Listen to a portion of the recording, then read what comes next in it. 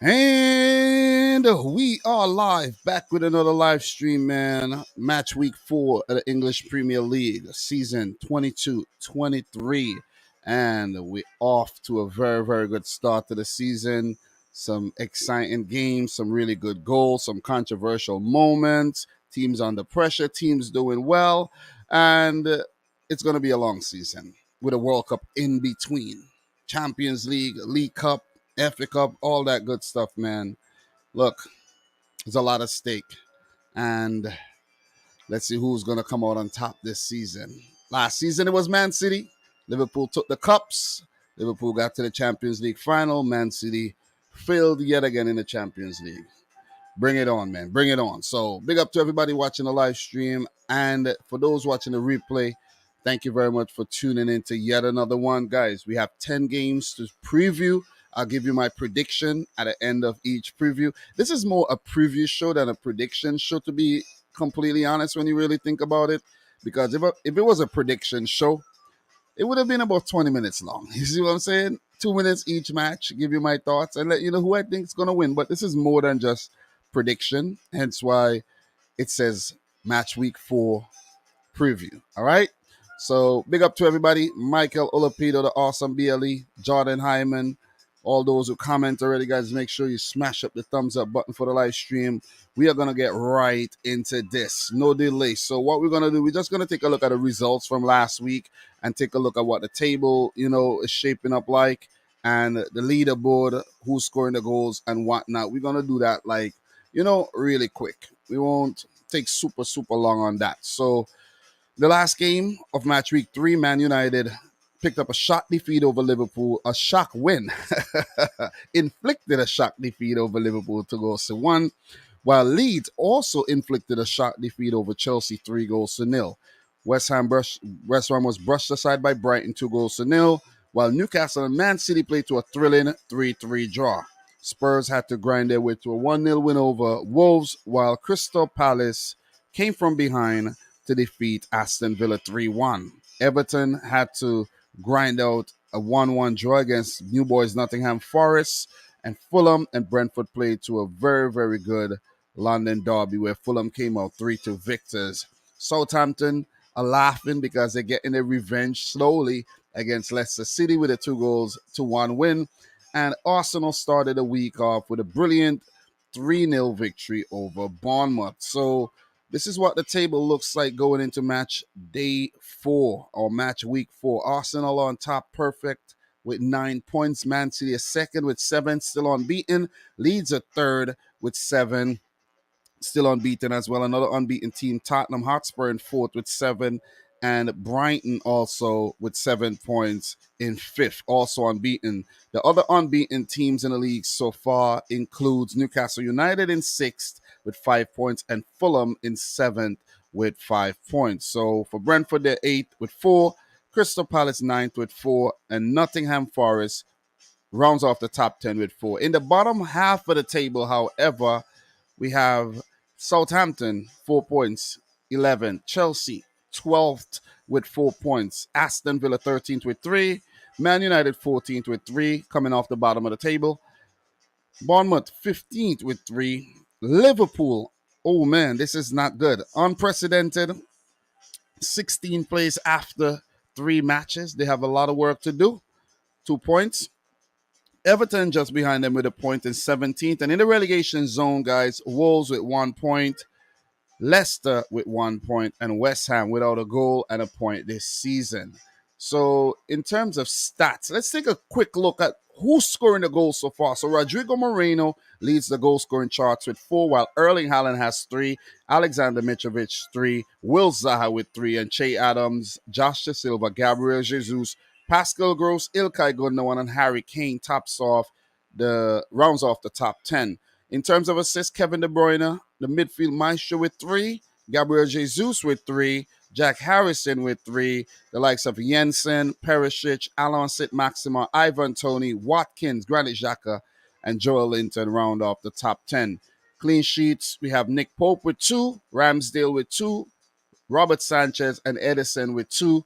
Roger leads the passing stats. And we're not really going to get into any of the deeper stats right about now. We leave that for another time. So, without further ado, guys, what we're going to do, we're going to go over to the fixtures and we're going to get into this week's matches. All right. So, big up to everybody watching the stream right about now. Appreciate you guys tuning into yet another one.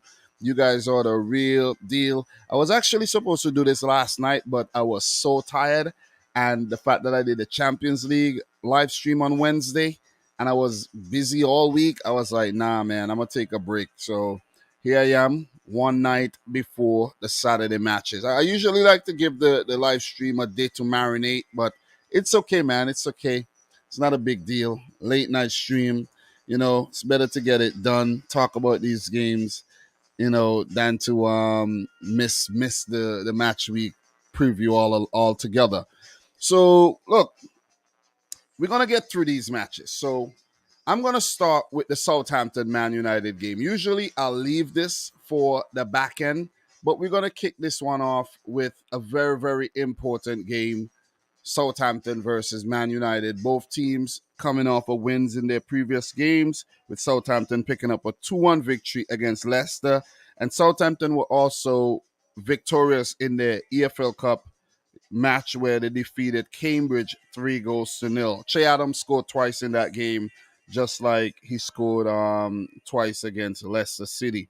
For Man United, they're coming off of a 2-1 victory over Liverpool. In terms of the last time these two teams met, home team Southampton picked up 2 draws last season against Manchester United, and that comes a season after they were drubbed 9-0 and 3-2 in the 2020-21 season. So that's a season to remember in terms of Southampton versus United, but they did bounce back last season with 2 very hard-fought draws. So that'll be on the back of United's mind, and coming off of a win, they would want to actually keep the momentum going.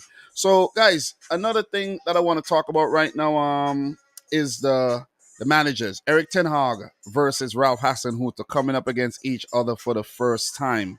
This will also be the first time Ralph Hasenhuttl, not Hasenhuttl, but Erik ten Hag is facing Southampton. Hasenhuttl, guys, in 7 matches has never defeated Man United. He do have 4 draws in there and 3 losses. So he would want to actually, pick up his first win, just like he achieved against the likes of Liverpool, where he burst into tears of joy. Could this be happening again?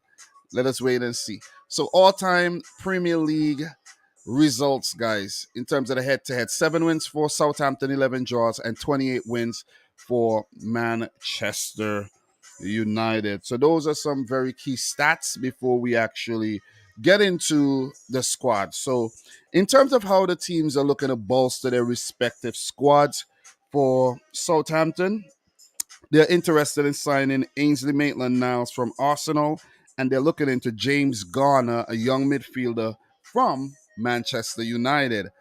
Also, Aston Villa show interest in Jan Bednarek, the centre-back, and Che Adams is also linked to the move to Everton, but I don't think that would actually happen. So let's wait and see. I'm not going to elaborate too much on these transfer, updates. I'm just giving you some updates so you're aware of what's going on. There's more players linked to these clubs, but these are the main ones, that I've seen in the tabloids. So in terms of Manchester United, they want Newcastle goalkeeper Martin Dubravka, and he could actually join up with them soon and be backup. So there's also the Anthony deal from Ajax. That one is heating up. That one could actually happen within the next week. There's only 5 days left in the transfer window, and Man United looking to bolster their team and give themselves the best chance of putting up a title challenge or even competing in the Europa League. And Anthony would be a great addition to their squad, in my opinion. It would just give Ten Hag a little conundrum in terms of who he plays. And also, there's a whole Cristiano Ronaldo saga as well, whether he's staying at the club or whether he's leaving at the club. The latest link has been to Napoli. There's been chirps of him potentially going to Olympique Marseille, but I don't think that one's going to happen. The Marseille boss came out and said that that one's not going to happen. That's ridiculous. But let's see what actually happens in terms of Cristiano Ronaldo and his future. It would be quite interesting if he does go to Napoli, to be honest. You know what I mean? Seriously. That'll be a fun one to watch. Whether he's successful or not is left to be seen. So that's it in terms of the transfer updates. Also, James Garner going the opposite way. I talked about him being linked to Southampton as well. And let's see if he would actually get a move because he's not going to play much games for United this season. In terms of player availability for this game, guys, for Southampton, Valentino Livramento is out until maybe like next year. And Romain Perrault, another fullback, is a doubt for this game. For Man United, Facundo Pellistri, the young Uruguayan, Brandon Williams, and Victor Lindelof should all be out for this, while Mason Greenwood remains suspended by the club because of an ongoing case. Players to watch for me in this game, guys, look, gotta scroll down. We gotta go for Che Adams. The man has scored 4 goals for Southampton in the last 2 games. I don't think Southampton are letting him go. The fact that he's linked to other clubs, they're not letting him go because he's in really, really good form, going through a purple patch early on in the season. So, we're gonna keep an eye on Che Adams, and if Southampton ought to get anything from this game, they're gonna need the likes of James Ward-Prowse and Che Adams to be clicking and firing on all cylinders. So we're going to go right back and we're going to go to Manchester United and the player that I'm choosing to watch here that I think we should actually watch in this game. And he doesn't have a picture yet, and it's Casemiro, their new signing. I think he's going to feature in this game.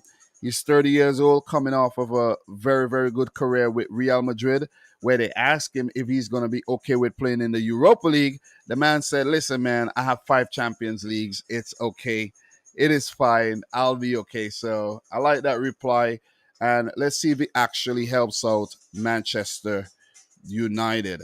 So, look, guys, in terms of the prediction here for this game, look, this is a difficult one to predict because Southampton did very well against United last season, picking up 2 draws, and they're showing that they're gelling as a unit, a very, very young unit.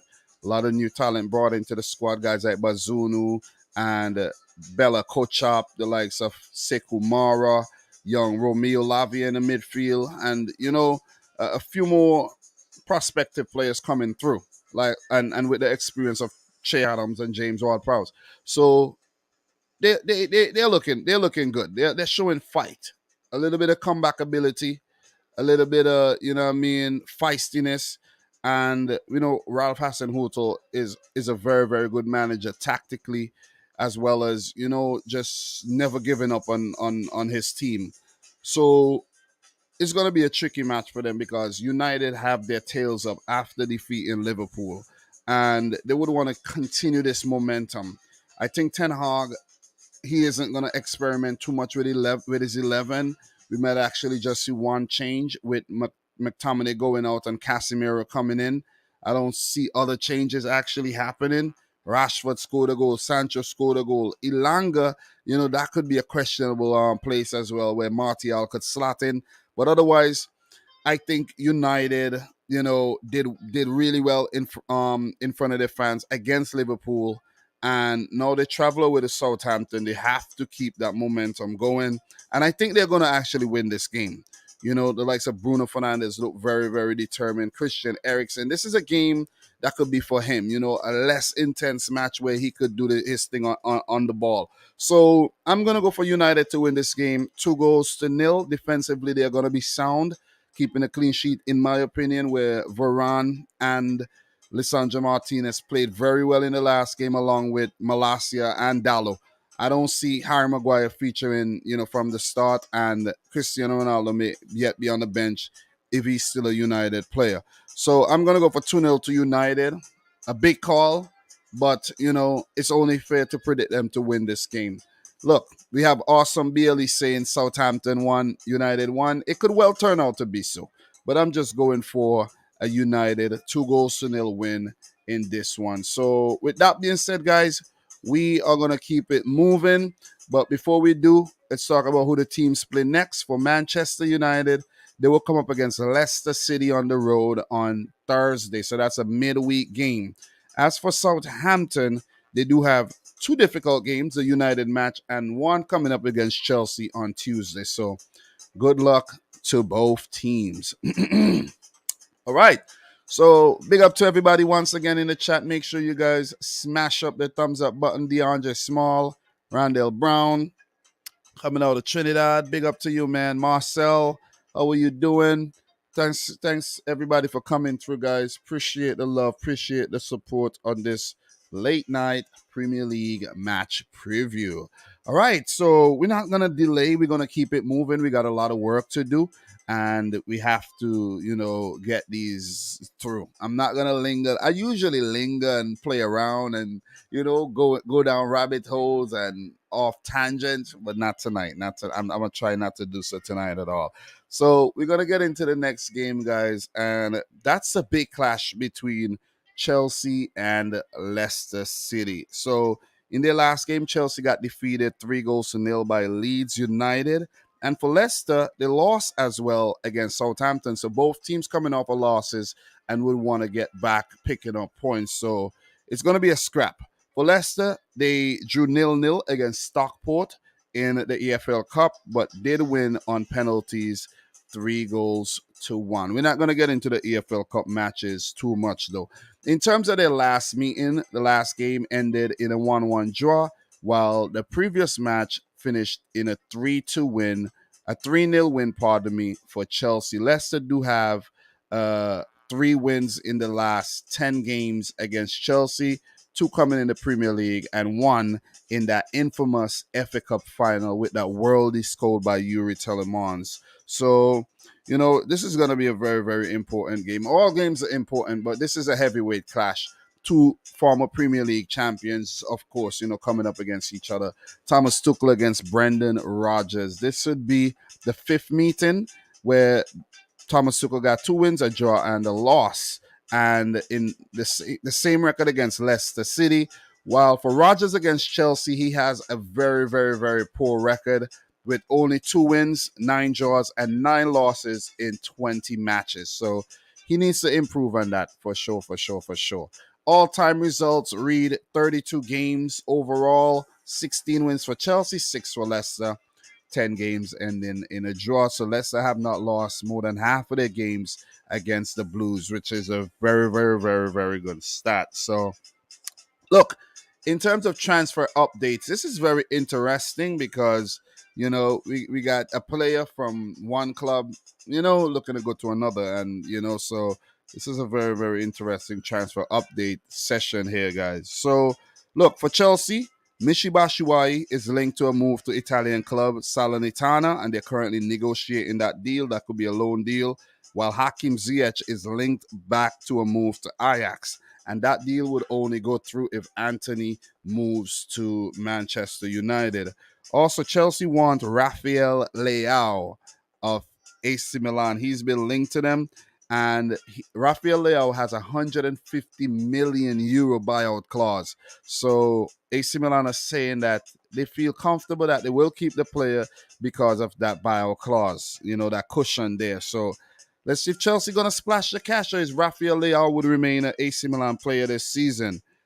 All right, so look, AC Milan also, not AC Milan, but Callum Hudson-Odoi is also linked to the move to Bayer Leverkusen, while Cheva Chalobah is linked to the move to, I think, Inter, or I think Inter wants Trevor Chalobah. A lot of clubs want Trevor Chalobah, but the thing I don't understand is why Chelsea have Trevor Chalobah, who played well last season, and they're going in for another defender. That doesn't put confidence in a young player whatsoever, We could see another Fikayo Tomori situation happening all over again, or Tammy Abraham, where Chelsea let go a young defender and a young striker, and then spending tons of money on young defenders and young strike and the striker in Lukaku last season, and looking to bring in another striker. I don't get it. I really don't get Chelsea and their transfer business. Seriously, man.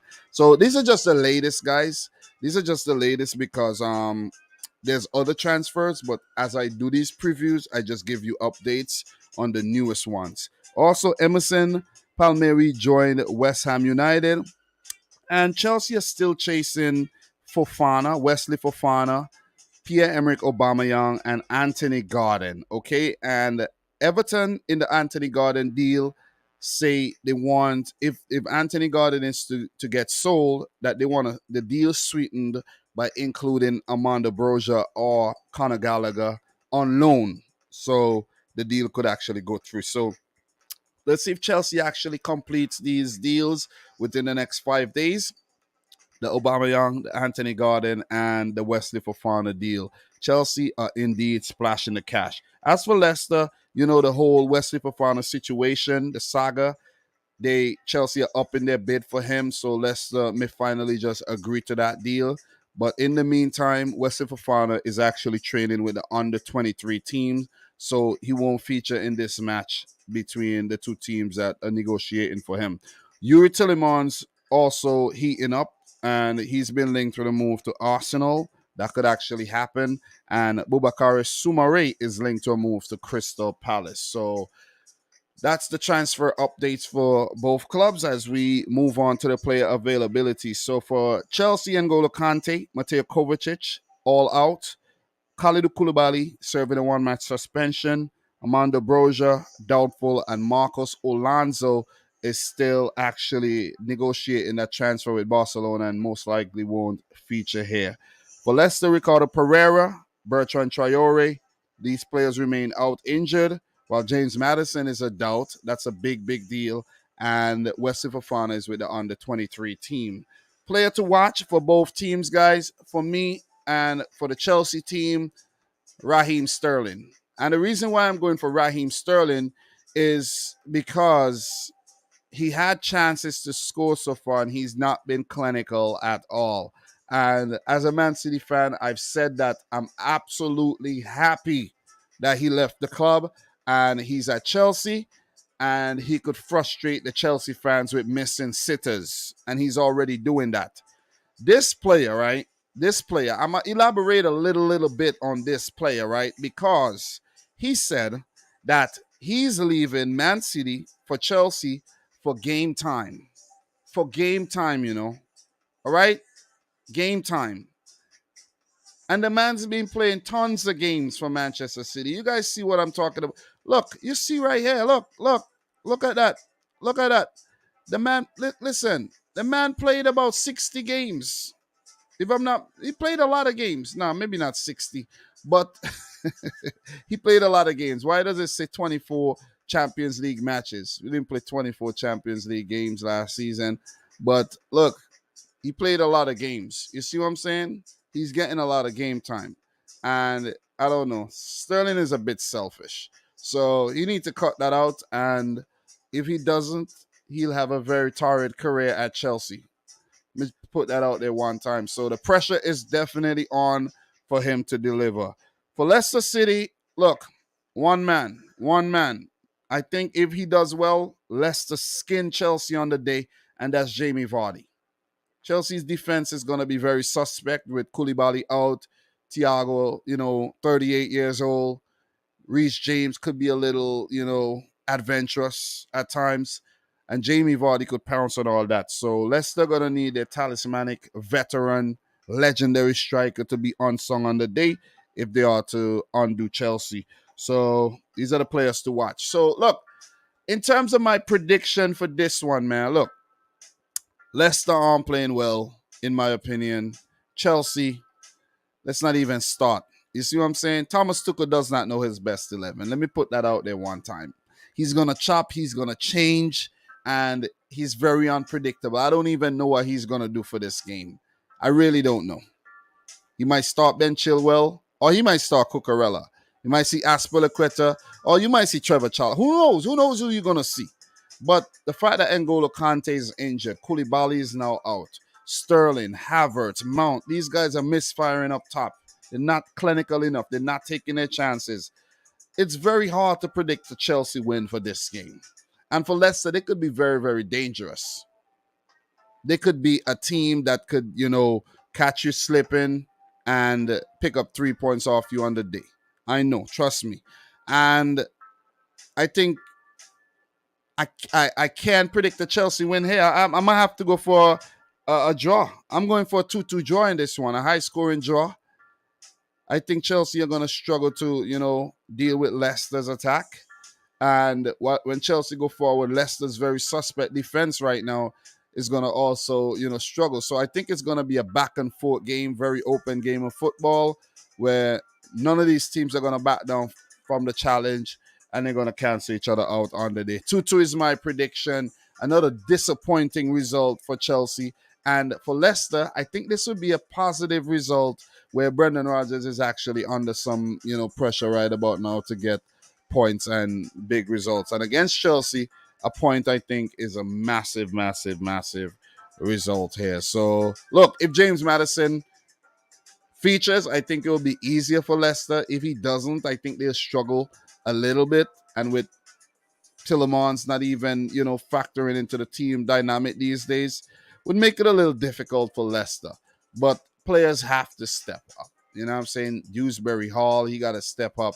The likes of Harvey Barnes got to step up. Ayoze Perez. If these guys feature, they got to definitely step their game up. Ndidi, I need to see a big game from Ndidi here because he's been flying on the radar as of late. So let's see how it turns out. Guys, let me know your prediction in the chat for Chelsea versus Leicester. Look, for Chelsea, the next game will be against Southampton next Tuesday. And for the Foxes, they will come up against Manchester United on Thursday. So that's the next match for both teams. What are you guys saying in the chat? Big up to everybody in the house right about now. So, look, Pachard's saying it's a home game. I don't know if you've seen recent home games for Chelsea. I really don't know if you've been following things, but they have not been the best at home. You see what I'm saying? They haven't been the best at home. So I respect your 2-0 prediction, though. Still. Awesome is saying 0-0. Let me see what you got. Marcella 2-1 to Chelsea. I've been predicting Chelsea wins. Against Leeds, I did. And the first match against Spurs, I did predict them to lose to Spurs, though.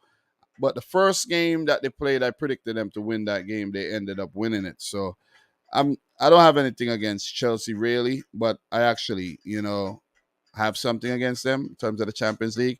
Big up to the boy Ryan. How are you, man? Nice to see you in here. And, appreciate you dropping by. Guys, we're gonna keep it moving, man. Thought I was doing a little better, but 28 minutes, only 2 games done. We're gonna keep it moving. So Brighton versus Leeds will be the next game previewing, I should say. So let's talk Brighton versus Leeds. Guys, I have all my predictions written down, so I suggest you get a pen and paper and write down all your predictions. So when time comes to share, you drop your prediction in the chat, okay? And if I do forget to mention anything, don't be afraid to, let me know in the comments, all right? And if I miss it, keep typing it in. I'll see it. So Brighton versus Leeds. In the EFL Cup, Brighton defeated Forest Green Rovers 3-0 on the road. And the last Premier League game was a road game as well. They defeated West Ham 2-0. So Brighton are on a roll. For Leeds, they defeated Barnsley 3-1 in the EFL Cup and a 3-0 win against Chelsea in their last Premier League match. What happened the last time these two teams met in the Premier League? Both games ended in draws. And the last time Brighton actually lost a game to Leeds was in the Championship back in 2017. And that is their only loss against Leeds across their last 10 matches. So head-to-head, only 4 Premier League matches, 2 wins for Brighton and 2 draws. So Leeds have never defeated Brighton in their Premier League history, where Brighton is a fairly new and young Premier League team. As for the 2 managers, Graham Potter versus Jesse Marsh, this will be the second meeting. They met late last season. That game ended in a draw. This will be the 7th time Graham Potter is facing Leeds. He do have 2 wins, 3 draws, and a loss. So, look, in terms of the transfer updates for both teams, let's talk about this really quick. Not going to spend super long on that. For Brighton, Kasper Kozlowski joins Vitesse on a loan, while Brighton actually put in a bid for Attila Szalai of Fenerbahce for 15 million euros. So we talk about how good Brighton are in terms of their recruitment, and I think For them scooping up Attila Shalai would be a great addition. I've seen this player, and he is a quality player linked to the move to some top clubs. So, from what I read, he will undergo a medical pretty soon to join Brighton and Hove Albion. Also, Matt Clark joins Middlesbrough, while Neil Maupay is actually on the verge of joining Everton. So he was linked with a move to Fulham and Forest. When I heard he was joining Everton, I was like, I never expected that. So for Leeds, nothing really fresh in terms of transfer updates, but they've been linked with a move to two Italian youngsters, Wilfried Ginanto and Mose Ken. In terms of player availability for Brighton and Hove Albion, Jakob Moda remains out injured along with Jeremy Sarmiento. For Leeds, Stuart Dallas, Junior Faple, Luke Ayling all remain out, while Patrick Bamford is close to a return. Players to watch for me for Brighton and Hove Albion. Listen, man. Listen. This guy is the truth. And you guys know who I'm talking about. Leandro Trossard. He's 27 years old. Pep, sign him up, bro. Leandro Trossard is the truth, man. I'm telling you, man. He could fit one of them top six clubs. Look, I think Trossard would fit in well in a Liverpool type system, I'm just putting it out there. Though. He'll fit nice. He'll slot in nice in an attacking midfield type role. You know what I mean? Give it up to Leandro Trossard, man. Talismanic player, hell of a baller, man. And, very, very underrated player, in my opinion. Brighton are going to need him to be big in this game if they're going to get a result against Leeds, who, have been on absolute fire this season. As for Leeds United, man, listen, I could go with Aronson, but I got to go for the leader, the goal scorer in the leading goal scorer this season, Rodrigo Moreno, the Brazilian who's naturalized Spaniard. Look, 4 goals for Rodrigo. Listen, over the last few seasons, I don't even know if he scored 4 goals. You know what I mean? Maybe last season he scored 6 goals? 6 goals, 7 goals. And I think that's in all competitions. So to have 4 already in 3 games is, might be his year, man. You see, he got that loan move with Bolton back in 2010-11. He scored once. So this could be, his coming of age. And if he continues to put him in the back of the net with those smart runs and clinical finishes, Brighton would be put to the sword on the day. So, look, in terms of my prediction for this one, guys, I'm going to go for Brighton and Hove Albion to continue their dominance over Leeds. 2-1. I just love the way Brighton plays, man. An open brand of football, positive. They'll take the game to you while also keeping their shape in defense. They're good all around the field. Attack, midfield, defense, solid goalkeeper, Robert Sanchez as well. And you just never know with this team, man. They started well last year, and they didn't finish as strong, but finishing with 51 points for their best ever season. I didn't predict them to do that well this season, but they're proving me wrong already. So give it up to Graham Potter. I said recently that Graham Potter need to shave his head bald and become Man City's manager. So he will be a worthy replacement for Pep Guardiola, in my opinion, man. The man is nice. So I'm going to go for Brighton to win this game 2-1. I know Leeds have been playing well. Guys like Tyler Adams and Aronson have definitely hit the ground running there. The two Americans, Jesse Marsch has been making some very good decisions, both, tactically and just, with his substitutions and everything. So I won't be surprised if they get a result here, but I'm going to continue with Brighton and their dominance over Leeds United here. It's going to be an exciting game, to be honest. Look, are we going to see Sinistera from the start? He did score in a cup game. I want to see what he's going to do in the Premier League. And, the likes of Jack Harrison could actually factor in. Dan James need to step his game up. And the Leeds United team are getting fitter and fitter as the weeks roll on. So they're going to be a tough nut to crack. But Brighton, they're a whole nother team, man. Definitely. Their recruitment is just second to none with Estupinian coming in for Cucurella, and he's looking good. You know what I mean? So Moises Caicedo slotting in for Bissouma. He's looking good. 2-1 to Brighton. Final score. Guys, let me know your prediction in the chat. We'll definitely appreciate that. So, what we're going to do, we're going to move on. But before we do, let's talk about who these teams play next. Brighton are 5th, and the next game will be against Fulham on the road. That's a nice fixture for Brighton, man.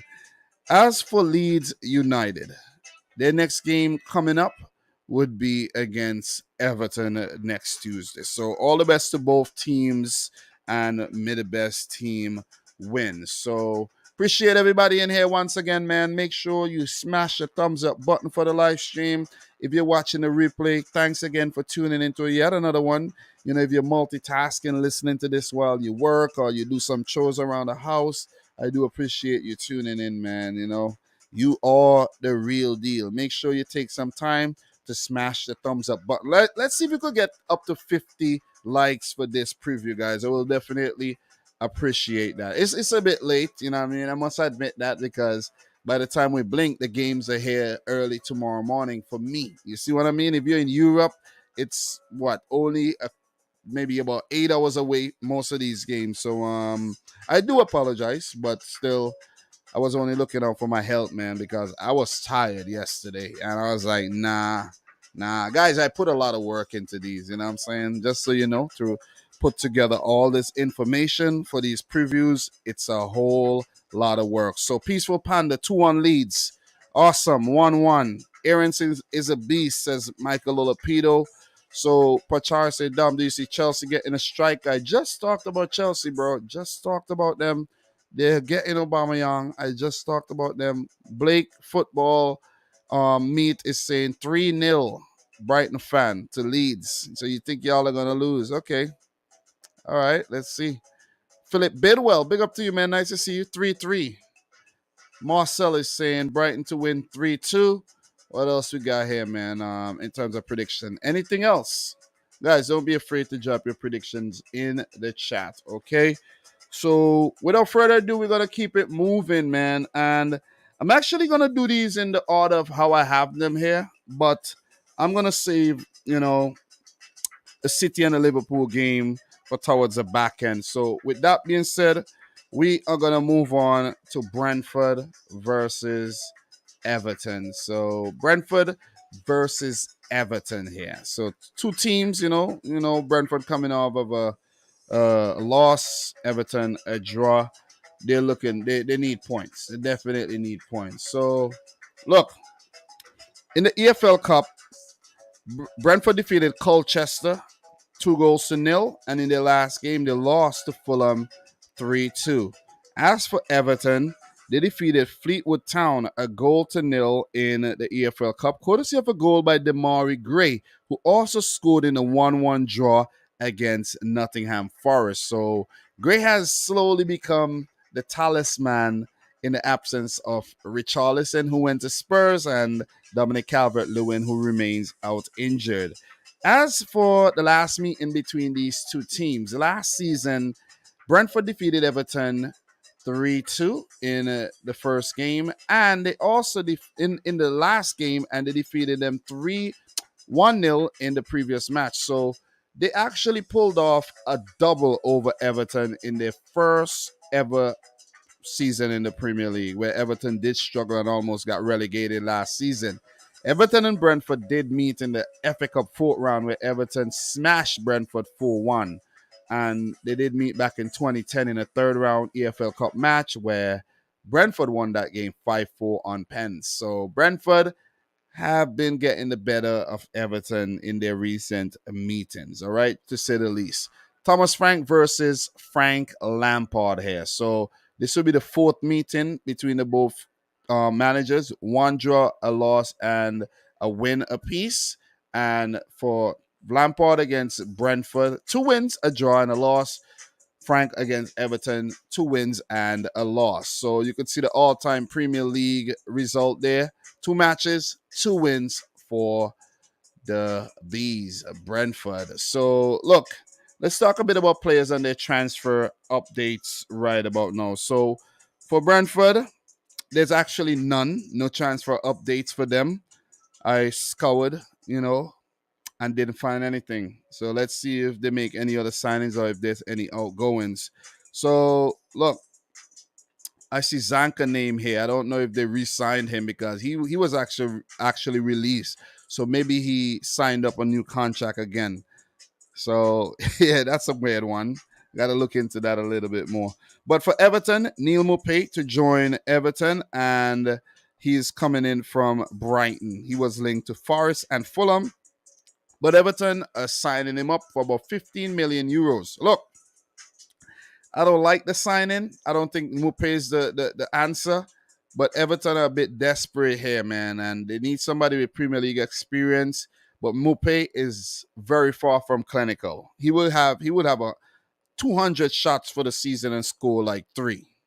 Maybe I'm exaggerating, but still, But the reason why I said 200 is because look, guys, Mo Salah had a lot of chances last season. He scored the most goals, tied with Son, but he had a lot of chances. So that's why I had to go 200 for Maupay, though.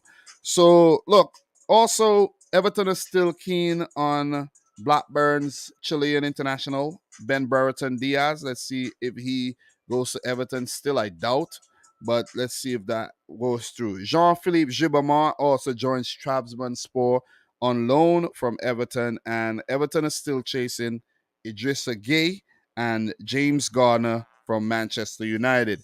Anthony Gordon to Chelsea saga is still ongoing, and I actually think the player would go to Chelsea. If Chelsea want him and they want to pay 60 million pounds, if I'm Everton, ideally, I don't want to take them. I don't want to lose the player, but 60 million pounds for a player who have not really done much, but all he have shown is promise. I'll take the damn money and I'll go to France or somewhere and buy two quality, three quality players for half the price and invest the other money somewhere else. So let's see if that one actually goes through. So for player availability for Brentford, Sergio Canos, Ethan Pinnock, and Christopher Aya remains out. While for Everton and Andros Townsend, Ben Godfrey, Yerry Mina, Dominic Calvert-Lewin, Abdoulaye Doucouré, and Andre Gomes all out injured. So they have an injury crisis on their hands there as well. So let us see how they fare in this game. So players to watch for Brentford. One man I gotta go with here, and that is Ivan Toney. Very, very influential. He's been doing very well this season. He's already got 2 goals in his first 3 games, and he is deadly in front of goal. Everton should have gone in for Ivan Toney when you really think about it. They would have had to fork up some big money, but at least he would have scored some goals. You know what I mean? So look, if Brentford are to go on to win this game, they're gonna need their big man firing on all cylinders and to be very, very clinical and maybe not mock the opposition team by celebrating like the other team's striker, because that backfired big time.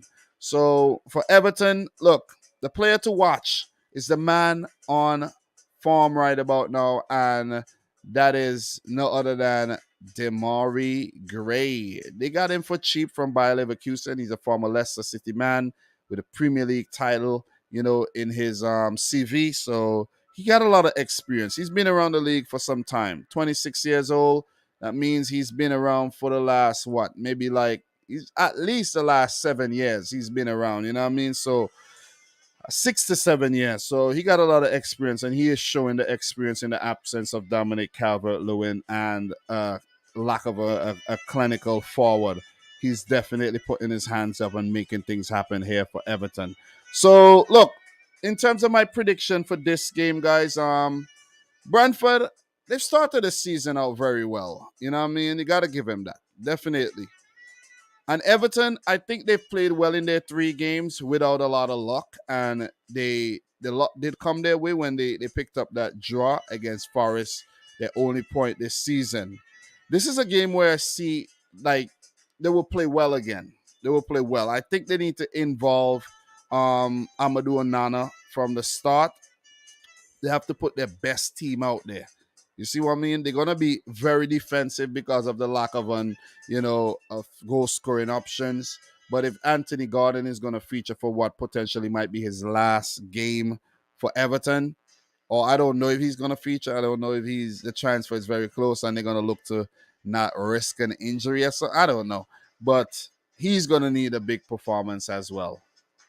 Demari Gray, as I mentioned, is gonna need a big performance.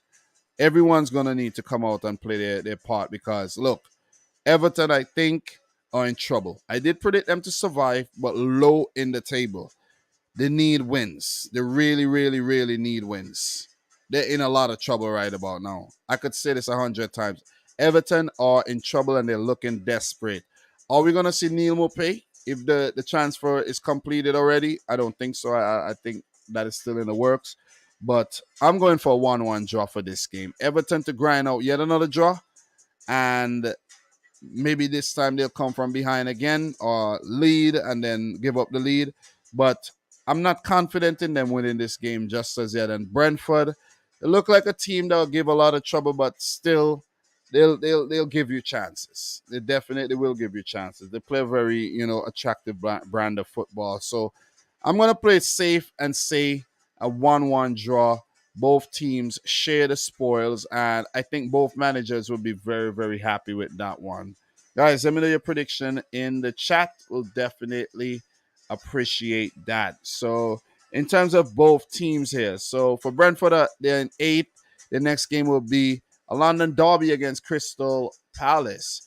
While for Everton, their next game, they're in 17th right now. They come up against Leeds United next Tuesday, followed by a Merseyside derby early on in the season, September 3rd. That's definitely a game to look forward to. So, guys, let me know your thoughts, man. Appreciate it. All right. Let me talk to y'all. What we got here? So, Marcel is saying a 2-0 win for Brentford, misery for Lampard and Everton. Yeah, Lampard's got to be very careful because the more points he drops, the more he'll be under pressure, in terms of getting the sack. Remember, guys, a record number of managers got sacked in the league last season. And managers are going to get sacked this season. It's just a matter of time and just a matter of who. You know what I'm saying?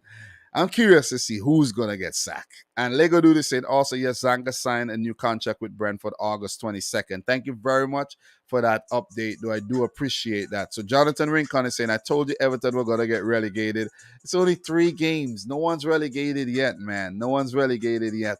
So the awesome BLE is saying 2-0 to Brentford or 2-1 to Everton. Okay, you got to make up your mind, bro. You got to make up your mind. Make sure you guys smash the thumbs up button for the live stream. Definitely, all right? So Philip Bidwell 2-0 to Brentford. They're gonna do hello. I missed part of the stream, but I'm here now. Thank you very much. 2-2 draw. Old prediction there. Or is this a new prediction, Michael? And Philip Bidwell coming in with a 2-0 to Brentford here. Let me see if I get any other comments. So after Jamal, this actually crossed my mind though. Imagine Klopp gets sacked. This crossed my mind.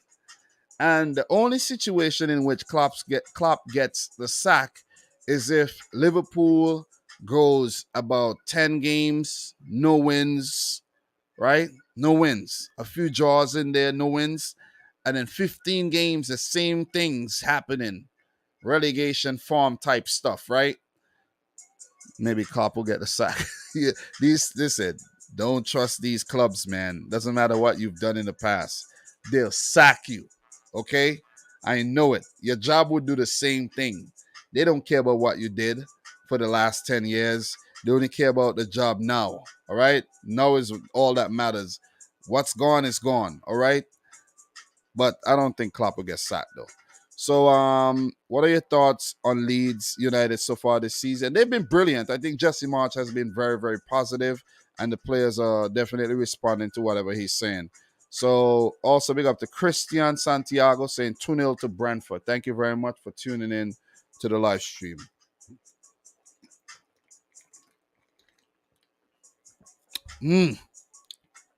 Thirsty. All right, so Daryl Turner, opinions on Southampton or Brentford to win. I actually am going for the Southampton game for them to lose to United and Brentford to pick up a draw, as I just mentioned. So, guys, let's continue, man. We got a lot of games to go through. And the next game that we're going to talk about is Wolves versus Newcastle United. All right. Pull that up and let's get into this one. This is a very important clash for Wolves. Newcastle, I think we're going to this the more comfortable of the two teams. All right, give me 1 second. Come on. Come on, big boy. You always wake up. I don't know why. I don't know why you always wake up. Don't know why. But yeah. Let's continue though. So Wolves versus Newcastle. So in the EFL Cup, Wolves defeated Preston 2-1, and in their last Premier League game, they lost to Tottenham 1-0. As for Newcastle in the EFL Cup, they defeated Tranmere Rovers 2-1 and played to a thrilling 3-3 draw against Manchester City in their last Premier League game. So in terms of their last meeting against each other there. So last season, Newcastle defeated Wolves 1-0, and Wolves did pick up a 2-1 win against Newcastle. And previously, the two teams played to 5 consecutive 1-1 draws. So that's very, very interesting. I didn't even realize that that actually happened, but it did. So in terms of the two managers, Bruno Lage coming up against Eddie Howe for only the second time, where Eddie Howe won their only clash. Against Wolves, Eddie Howe, 7 matches, 3 wins, 3 losses, and a draw. And for Bruno Lage, this will be the third time he's facing Newcastle, 1 win and a loss. So in terms of the all-time Premier League results, 14 matches, 2 wins for Wolves, 9 draws, and 3 wins for Newcastle United. 9 draws. That is crazy. 9 draws, 9 freaking draws. But it was nice that at least we had some results last season. You know what I mean? Guys, you see how hard I be working? I'm here with my son. He's sleeping, but then he wakes up. 50 minutes, not bad. You know, he usually sleeps by himself for like, he's a little spoiled boy. So he sleeps by himself for about an hour. Yeah, about an hour, and then he want to come and sit down on me and sleep again. So as long as I keep him here, it'll be all good. I'm not gonna do like the last time and try to put him down again because he's gonna wake up. So Wolves versus Newcastle United here. Let's talk about some transfer updates for both these clubs. All right. So for Wolves, they're targeting Stuttgart striker Sasha Kaladzic, who's a giant of a striker, and Stuttgart want about 25 million euros for the man. The lower bids have been rejected so far. So let's see if Wolves actually secure his signature. I don't actually like this deal, to be honest. I know Kaladzic, have shown a lot of promise, but I just don't know how he's gonna fare in the Premier League, to be honest, man. And that type of striker, tall, you know, looking for balls into the box I don't know if that's gonna work. I really don't know. A traditional type striker, I don't know. But let's see though. Let's see. Pedro Neto is also targeted by Arsenal, and let's see if Pedro Neto will be on the going out because they brought in Gonzalo Guedes, they brought in Mateus Nunes as well. So they've brought players in. So if Pedro Neto leaves, they only making back their money for the money they spent. Also, flop, flop. Patrick Cutrone joins Serie B club Como on a permanent basis. He links up with the likes of Cesc Fabregas, who's playing in the second division of Italian football these days. So Patrick Cutrone, I actually, expected big things from, but he really flopped, man. He's a former AC Milan striker as well. So that's it for Wolves in terms of Newcastle. Some exciting news for Newcastle fans as there's been a 40 million euro bid for Mexican international Edson Alvarez of Ajax. So let's see if Newcastle actually going to get his signature. I I personally don't like the move, but it is what it is. I think they could do a lot better, but you know I guess Alvarez is solid enough, but nothing extra special in my opinion. You know what I mean? He ain't got that special sauce. If you get what I'm saying. And 40 million, that's a lot. That is a lot for him, in my opinion. But I'm not hating on him or nothing. I'm just saying. Look, big one, man. Alexander Isak, the Swedish international, once won the kid. Very, very, let's say, high potential. 70 million euros, a club record fee from Real Sociedad. That one shocked me because I was watching him for Sociedad in the La Liga there, and I think he had scored a goal. Yeah, who had they played? Barcelona, I think, if I'm not mistaken. But yeah, he looked good, and then I was like, what? But he had been linked with Newcastle about a month ago. I did run into an old article that he was linked a month ago. So, I guess it's not a shock. I guess Newcastle fans knew that they were interested in him. And they got it, they got their man, 70 million. It's a good signing. I definitely rate Isaac. Especially for the Swedish national team when him and Kulusevski are playing well. Sweden is a very dangerous team when they're playing well. But I think that's a great signing, man. Alexander Isak. Which means that the news where Newcastle had put in a 25 million pound bid for João Pedro from Watford. Who knows? Maybe they might actually, pull out of that deal, or maybe they will complete the deal. I don't know. But with all this being said, maybe they're looking for a move out, to move Chris Wood on from the club. You know what I mean? Because you see Chris Wood is still there. Isaac, you see Isaac is part of the setup already. And with Callum Wilson there, Joel Linton doesn't play as a forward these days. But look, if Callum Wilson, Isaac, I think maybe because Callum Wilson's injury, they might keep Chris Wood. But I think they should bring in João Pedro and get rid of Chris Wood, man. You got the money, spend the money. You know what I'm saying? Spend the money. Look, this Leo Bonatani player, just to go back over to Wolves, he's a striker, but they don't use him. He might be on his way out as well, like Patrick Cutrone. So it's left to be seen, man. Wolves do need a striker. That's why they linked with Sasha Kaladzic. Also, Man United want Martin Dubravka, the once number one goalkeeper from Newcastle United. So look, in terms of player availability for Wolves, Chiquinho, and he remains out for the foreseeable future, while Willie Bali, is doubtful, and he's been in the news with, linked to the move out of the club as well.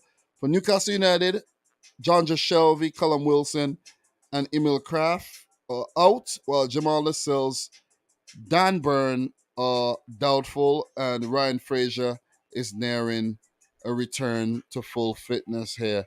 So, in terms of players to watch, guys, for Wolves, I'm going to go with the two new men, right? Mateus Nunes and Gonzalo Guedes. I'm going for these players because, look, Wolves splash a lot of money on them. And I think it's imperative, not only important, but imperative that these players hit the ground running. I think they played well in the narrow loss to Spurs, and they have to put up they have to put their best performances out there and get results and repay the manager's faith in them, because Wolves, their problem is right now they're struggling to score goals. In other departments, I think they're fine. They shifted up their defense by sending Cody out on loan to Everton, and there's Kilman back there these days, along with the new man, what's his name, Nathan Collins. So they've shifted their whole defensive setup.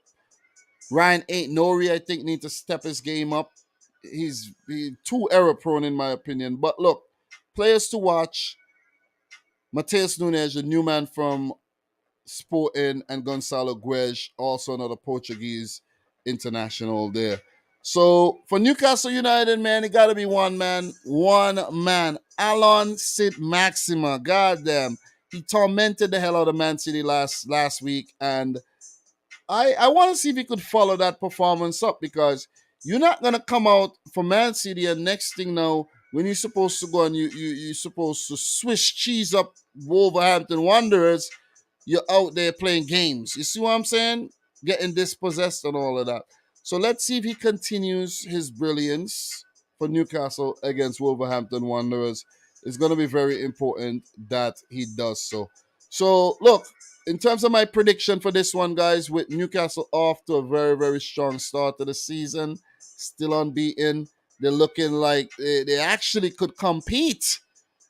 You see what I'm saying? With Nick Pope in goal doing well, I predicted them to come in seventh this season. What if they go on to do better and pick up a top four finish? You never know, man. Look at what they're doing so far in the season. You can't write off Newcastle right now. The new Newcastle. Big Alexander Isak signing, more incomings as well. Listen, man, they're doing the most, and they want to actually, just be a lot better than they were for most of last season. I think they have been the most improved team in the league.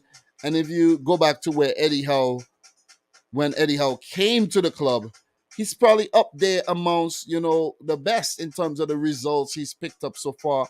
And against a struggling Wolves right now, finding it difficult to put the ball in the back of the net. I know they won in the EFL Cup game and Adama scored a good volley and everything, but that was against a lesser opposition. This is gonna be a bigger test where all around the field, Newcastle looks good.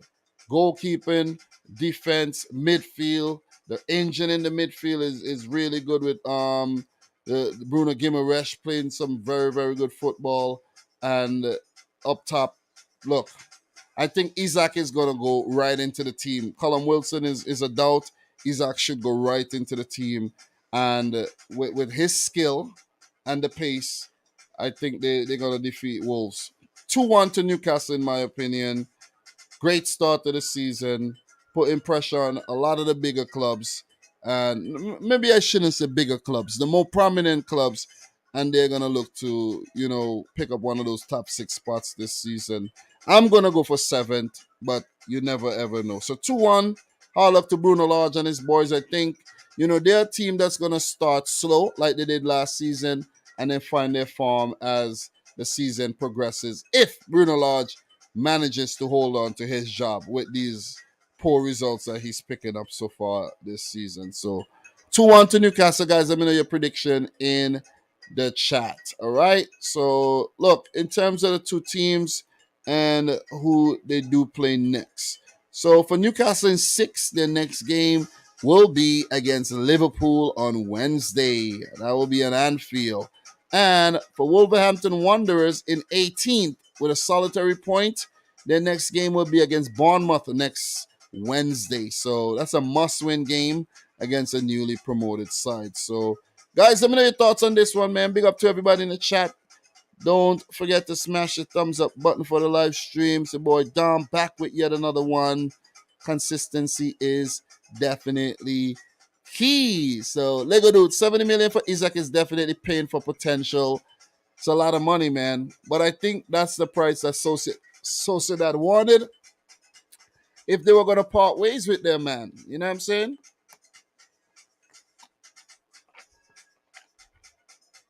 But I think it's a little too much, though. I think it's a little too much. Very Lane Petrie saying a 0-0 draw. I don't know, bro. I don't know. We didn't have any 0-0 draws last week. I don't think we're going to have any. I'm not predicting any 0-0 draws this week, anyways. But after Jamal is saying Isaac will do well. All right. Thank you very much for that prediction. Marcel, 2-0 to Newcastle. Wolf Harley score goals. Michael Olapido, 2-0 to Newcastle as well. And after we say Newcastle got money now, in 3 to 5 years, I can see them getting UCL football. Me too. I won't be surprised if they pick up a top 4 finish this season at all. Chris Wood is a fraud, said the Lego dude. Thank you very much for your comments, guys. I appreciate it. I can't read through all of them, but Philip Bidwell, 3-1. Thank you very much for that. Jonathan Rincon is saying a 2-2 draw. Trying to get to as many as possible, though. But yeah. So with that being said, guys, Definitely going to keep it moving. We're doing very well in terms of time. And the earlier I finish this is better. All right, let's move on to the next game. Aston Villa versus West Ham United, the Battle of the Claret and Blues. All right, this one I think is a very difficult one to predict as well, but we got to talk. We at least we have to do the preview for this. All right. So in the EFL Cup, Aston Villa defeated Bolton 4-1. Well, last week they got beaten by Crystal Palace 3-1 in the Premier League. In the UEFA Europa Conference League, West Ham defeated Viborg 3-0 on the road to qualify for the Conference League group stage proper. And last week they actually lost 2-0 against Brighton. So they definitely are in form in terms of the games in Europe that they played so far. But in at home domestically, they have been poor. Very, very poor. So, look, in terms of the last time these two teams met, West Ham did the double over Aston Villa last season and did the double the previous season as well. Aston Villa got a solitary win in the last 10 games against West Ham with a 1-0 win back in 2015, and that was at Villa Park. The game is at Villa Park.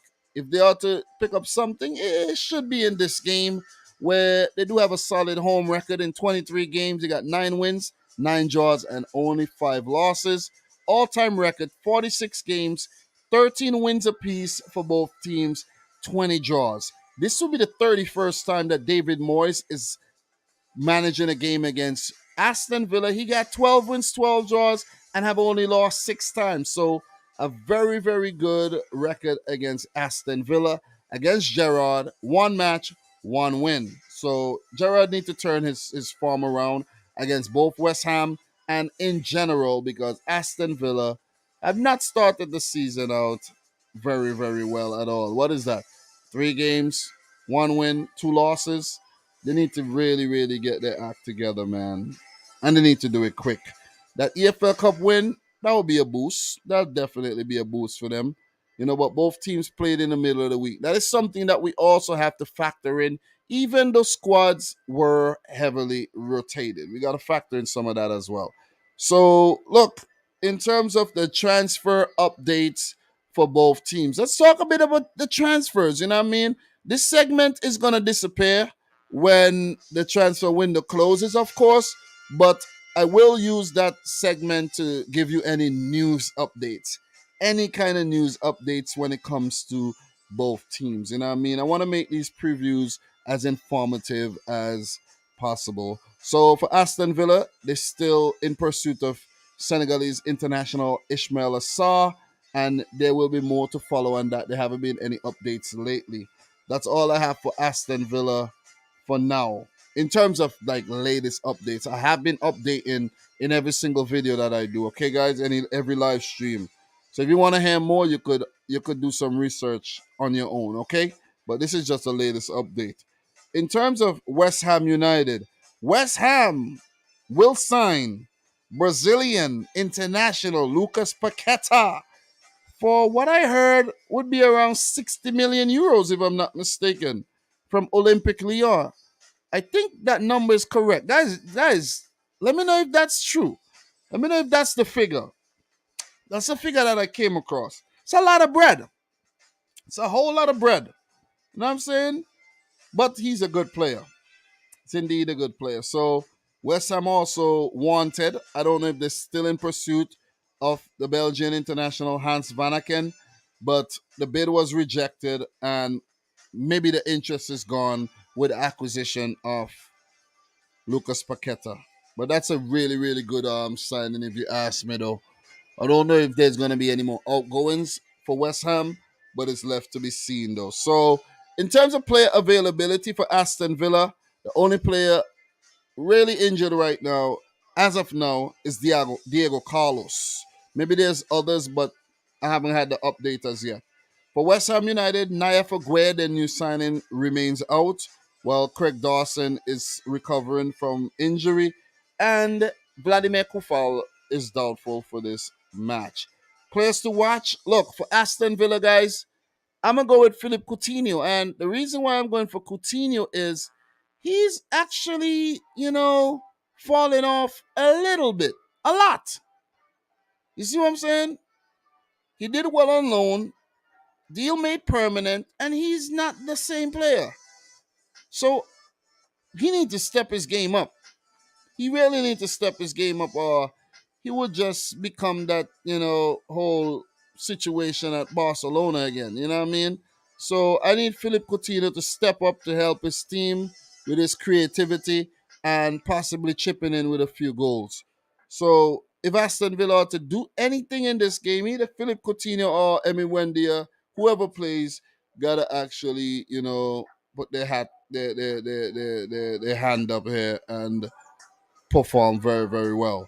Look, in terms of West Ham, a player who's not hit the ground running in the Premier League this season, and that is, of course, Jared Bowen. He was important. I think the best player for West Ham last season, but this season, look, 3 games, no goals. That's not good enough. That is not good enough at all. So he might be a little bit low in confidence there. You see, he had 12 last season. He had 8 the previous season. So, you know, he's improved as the seasons have, gone on. But he got to step his game up big time, man. You know what I'm saying? He has not started well. And the same goes for Mikel Antonio. West Ham are going to need these guys because they're yet to score a goal and they're yet to pick up any points this season. David Morris could be under a lot of pressure if he doesn't pick up results fast. All right, so that brings us to the part where I let you know my prediction for this game. And look, man, I think it's a key game for both managers who are both under pressure. And it's a difficult one to predict because both teams are going to come out there and play very, very positive football. Aston Villa, with their attackers in Leon Bailey, Danny Ings, Ollie Watkins, Buendia, Aaron, Jacob Ramsey. These guys are going to take the game to West Ham. And West Ham are not going to back down either with the attacking front line as well. A lot of attacking players. They just throw the kitchen sink at you. Like Bowen, Antonio, even if Skamaka starts, Skamaka have been getting in the goals as well. And Jared Bowen, Fornals, Ben Rama, Lanzini, all these guys need to step up because no one has scored yet. It's fair to say that they have been a bit unlucky hitting the post and the crossbar a few times, and they've gotten goals disallowed. But look, all that is in the past. They need to put that behind them. This is a new game. They need points, and I could actually see the both teams canceling each other out. I'm going for a 2-2 draw, high scoring draw. I think both managers will be happy with this one, especially Steven Gerrard because he's been looking a bit suspect lately. Look, West Ham picked up the Europa Conference League win, so at least David Moyes got that going for him, but they need to actually win domestically in the league. They need to just translate that form over into the league, and that has not happened. This is very uncharacteristic of West Ham United. We know how good they've been over the last few seasons, and it's been a very, very, very poor start. 1-1 in my opinion. 2-2. Sorry, 1 point apiece in my opinion. Guys, let me know your prediction in the chat. Would definitely appreciate that. So in terms of the next games for both teams, for West Ham United in 20th, their next game will be against Tottenham next Wednesday, Big London Derby. And in terms of Aston Villa, their next match will be against Arsenal on Wednesday as well. So, guys, we're going to have a live stream on Sunday to do the wrap-up for this week's matches. And then there's going to be a quick turnaround on Monday for the preview for the midweek matches. So, it's going to be a lot of work to do, man. And I'm not looking forward to it. Just want to say I'm not looking forward to the work.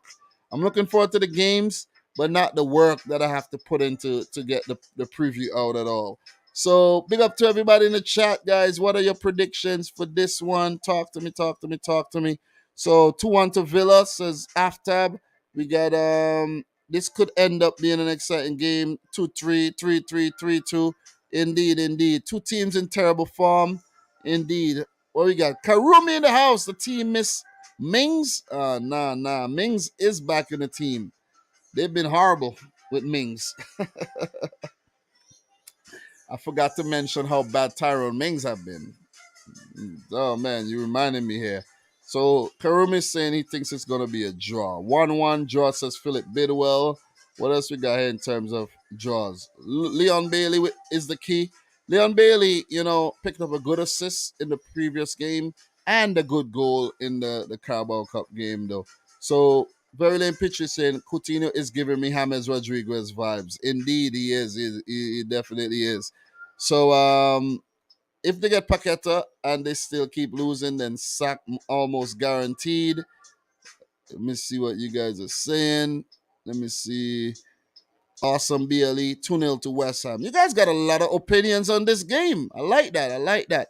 But I can't go through all of them though. So with that being said, guys, we're gonna move on a minute. 1 hour 15 minutes. We're doing well. We're doing very well. And we're gonna move on to Tottenham versus Nottingham Forest here. Tottenham versus Nottingham Forest. All right.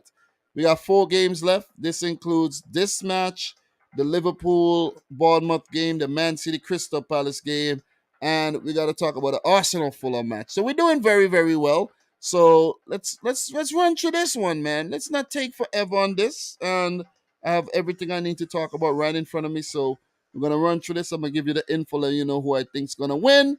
And we're going to keep it moving, all right? So, look. Grimsby Town 0, Nottingham Forest 3 in the last match. In terms of the Premier League, a 1-1 draw against Everton. For Spurs, the last match was a 1-0 win against Wolverhampton Wanderers. In terms of the last meet in between Spurs and Forest, you got to go back to 2014 when Tottenham defeated Forest in the third round of the EFL Cup 3-1, and they previously met in the fifth round of the FA Cup back in 2005, where the first game ended in a 1-1 draw and Spurs won the replay 3-0. So the last time Forest picked up a win over Spurs, you got to go back to the 90s when they had 4 consecutive wins between 1995 and 1997. But look, right now, we know Spurs are the more dominant team. They've been a Premier League team for the longest.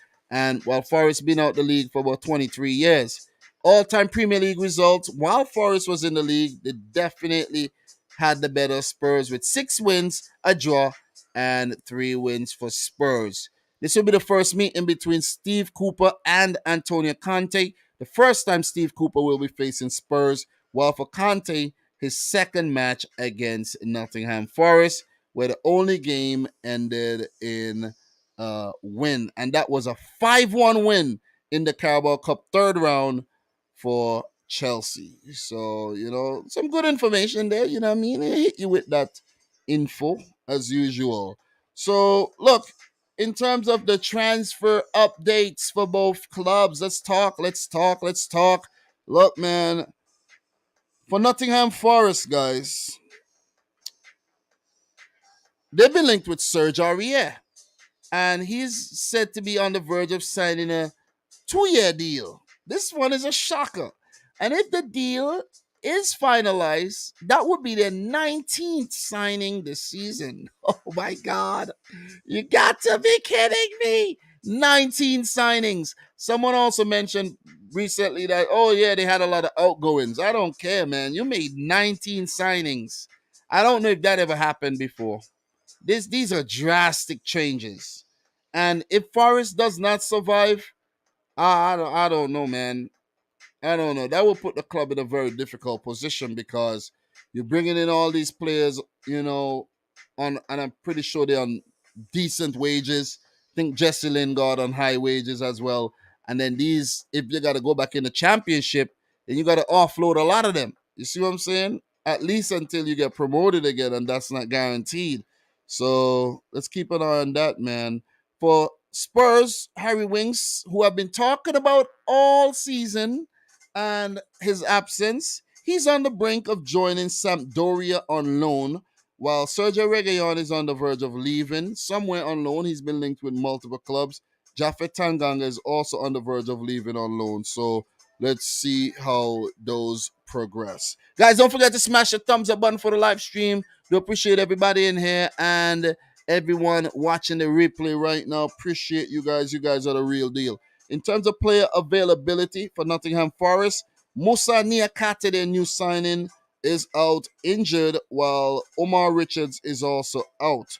For Spurs, Ollie Skip, Christian Romero, and Lucas Moura are all out for this game or doubtful.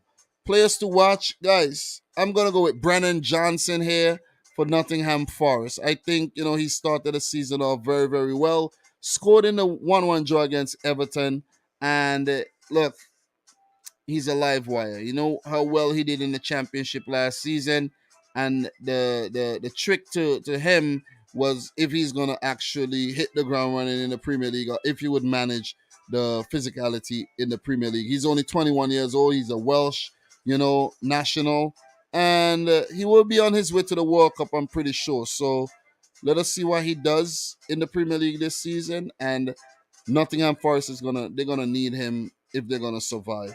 So Brennan Johnson, player to watch. So in terms of Tottenham, I could go with a lot of players. I could go with Kane. I could go with Son. I could go with Kulusevski. But man, listen, man, I gotta go with the Croatian international Ivan Perisic.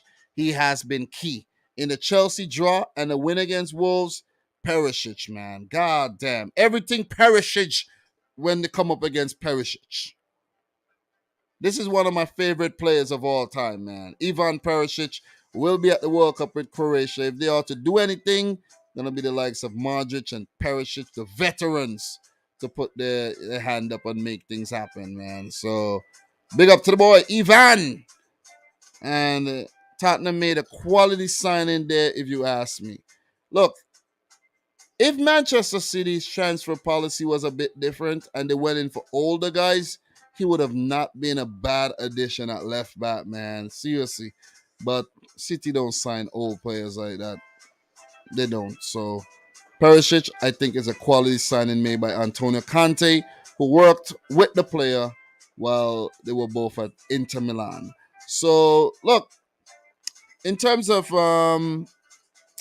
who's gonna win this game, look, I think Forest have started the season out very well, and they're very lucky to have 4 points right now. The draw against Everton, the win against West Ham United. They didn't really opening game, they lost, but getting used to the league, you expect that.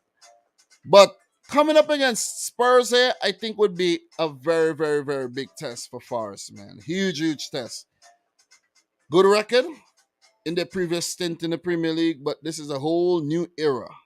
And I think Antonio Conte got this team playing some very, very good football. They could go a little absent in games at times if things are not going their way, but you could trust that Spurs are gonna make chances. They're gonna give themselves an opportunity to go ahead like they did against Wolves. And when it comes their way, trust and believe they got players to take those chances. And that's the danger of playing a Tottenham Hotspur right now. Kulusevski, Son, Kane, the midfielders will be chipping in as well. And the guys off the bench, Richarlison, you know what I mean? He's looked good off the bench. Dangerous outfit, man. Very dangerous outfit. I think Forest are going to struggle in this game. I really think so. The forwards in O&E, think he's going to struggle. I can't even keep track of who plays for Forest these days because, look, the amount of signings they made, I don't know if Steve Cooper is going to start a fresh 11. But Dean Henderson is going to be key in goal. That's a quality signing that they made there. With Niakate out injured, I think that's going to be a setback for them. But look out for the likes of Nico Williams, you know what I mean? You have the likes of Jesse Lingard, Checo Kuyate. I could go through the list of new players they signed up, man. But one interesting team with a very interesting manager as well. Remember, he won the Youth World Cup with England back in 2017, so he knows what he's doing. You know what I'm saying? He's been around. Picked up this team when they were bottom of the championship table and got them promoted. So, you know what I mean? I think they're going to survive. I'm a bit skeptical about the signings, all the signings they're making, but I think they're going to survive, man. You know what I mean? They're my dark horses this season, but I'm not going for them to get anything in this game. I'm going for Tottenham 3, Nottingham Forest nil. Let me know your prediction in the chat, guys. Would definitely appreciate that. So for Spurs in fourth right now, the next game would be against the struggling West Ham United before they take on Fulham. And for the new boys, Nottingham Forest, their next game will be against Manchester City next Wednesday. So not very good fixtures at all. Spurs and City, if they manage to pick up any points at all in these matches, they would definitely make some waves around the internet. So 3-0 to Spurs, guys. Let me know your prediction in the chat before we keep it moving. All right, 1-1. Forest to score early and defend for their lives before Harry Kane rescues a late point. Oh, dramatic stuff. Lego dude, I think Forest have signed 19 players and sold and let go of 17 players.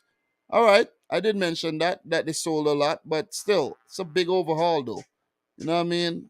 3-0 to Spurs, says Awesome BLE. 2-1 to Spurs, says Philip Bidwell. What else we got here, man? If we got any more comments there.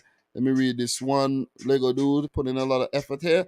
I think that everyone is overrating Spurs. They're good and much improved, but they aren't an amazing title challenging team. They're still going to be fighting for top 4, in my opinion. All right, thank you very much. Fair enough, fair enough, fair enough. You know what I mean? So let me see what else we got here.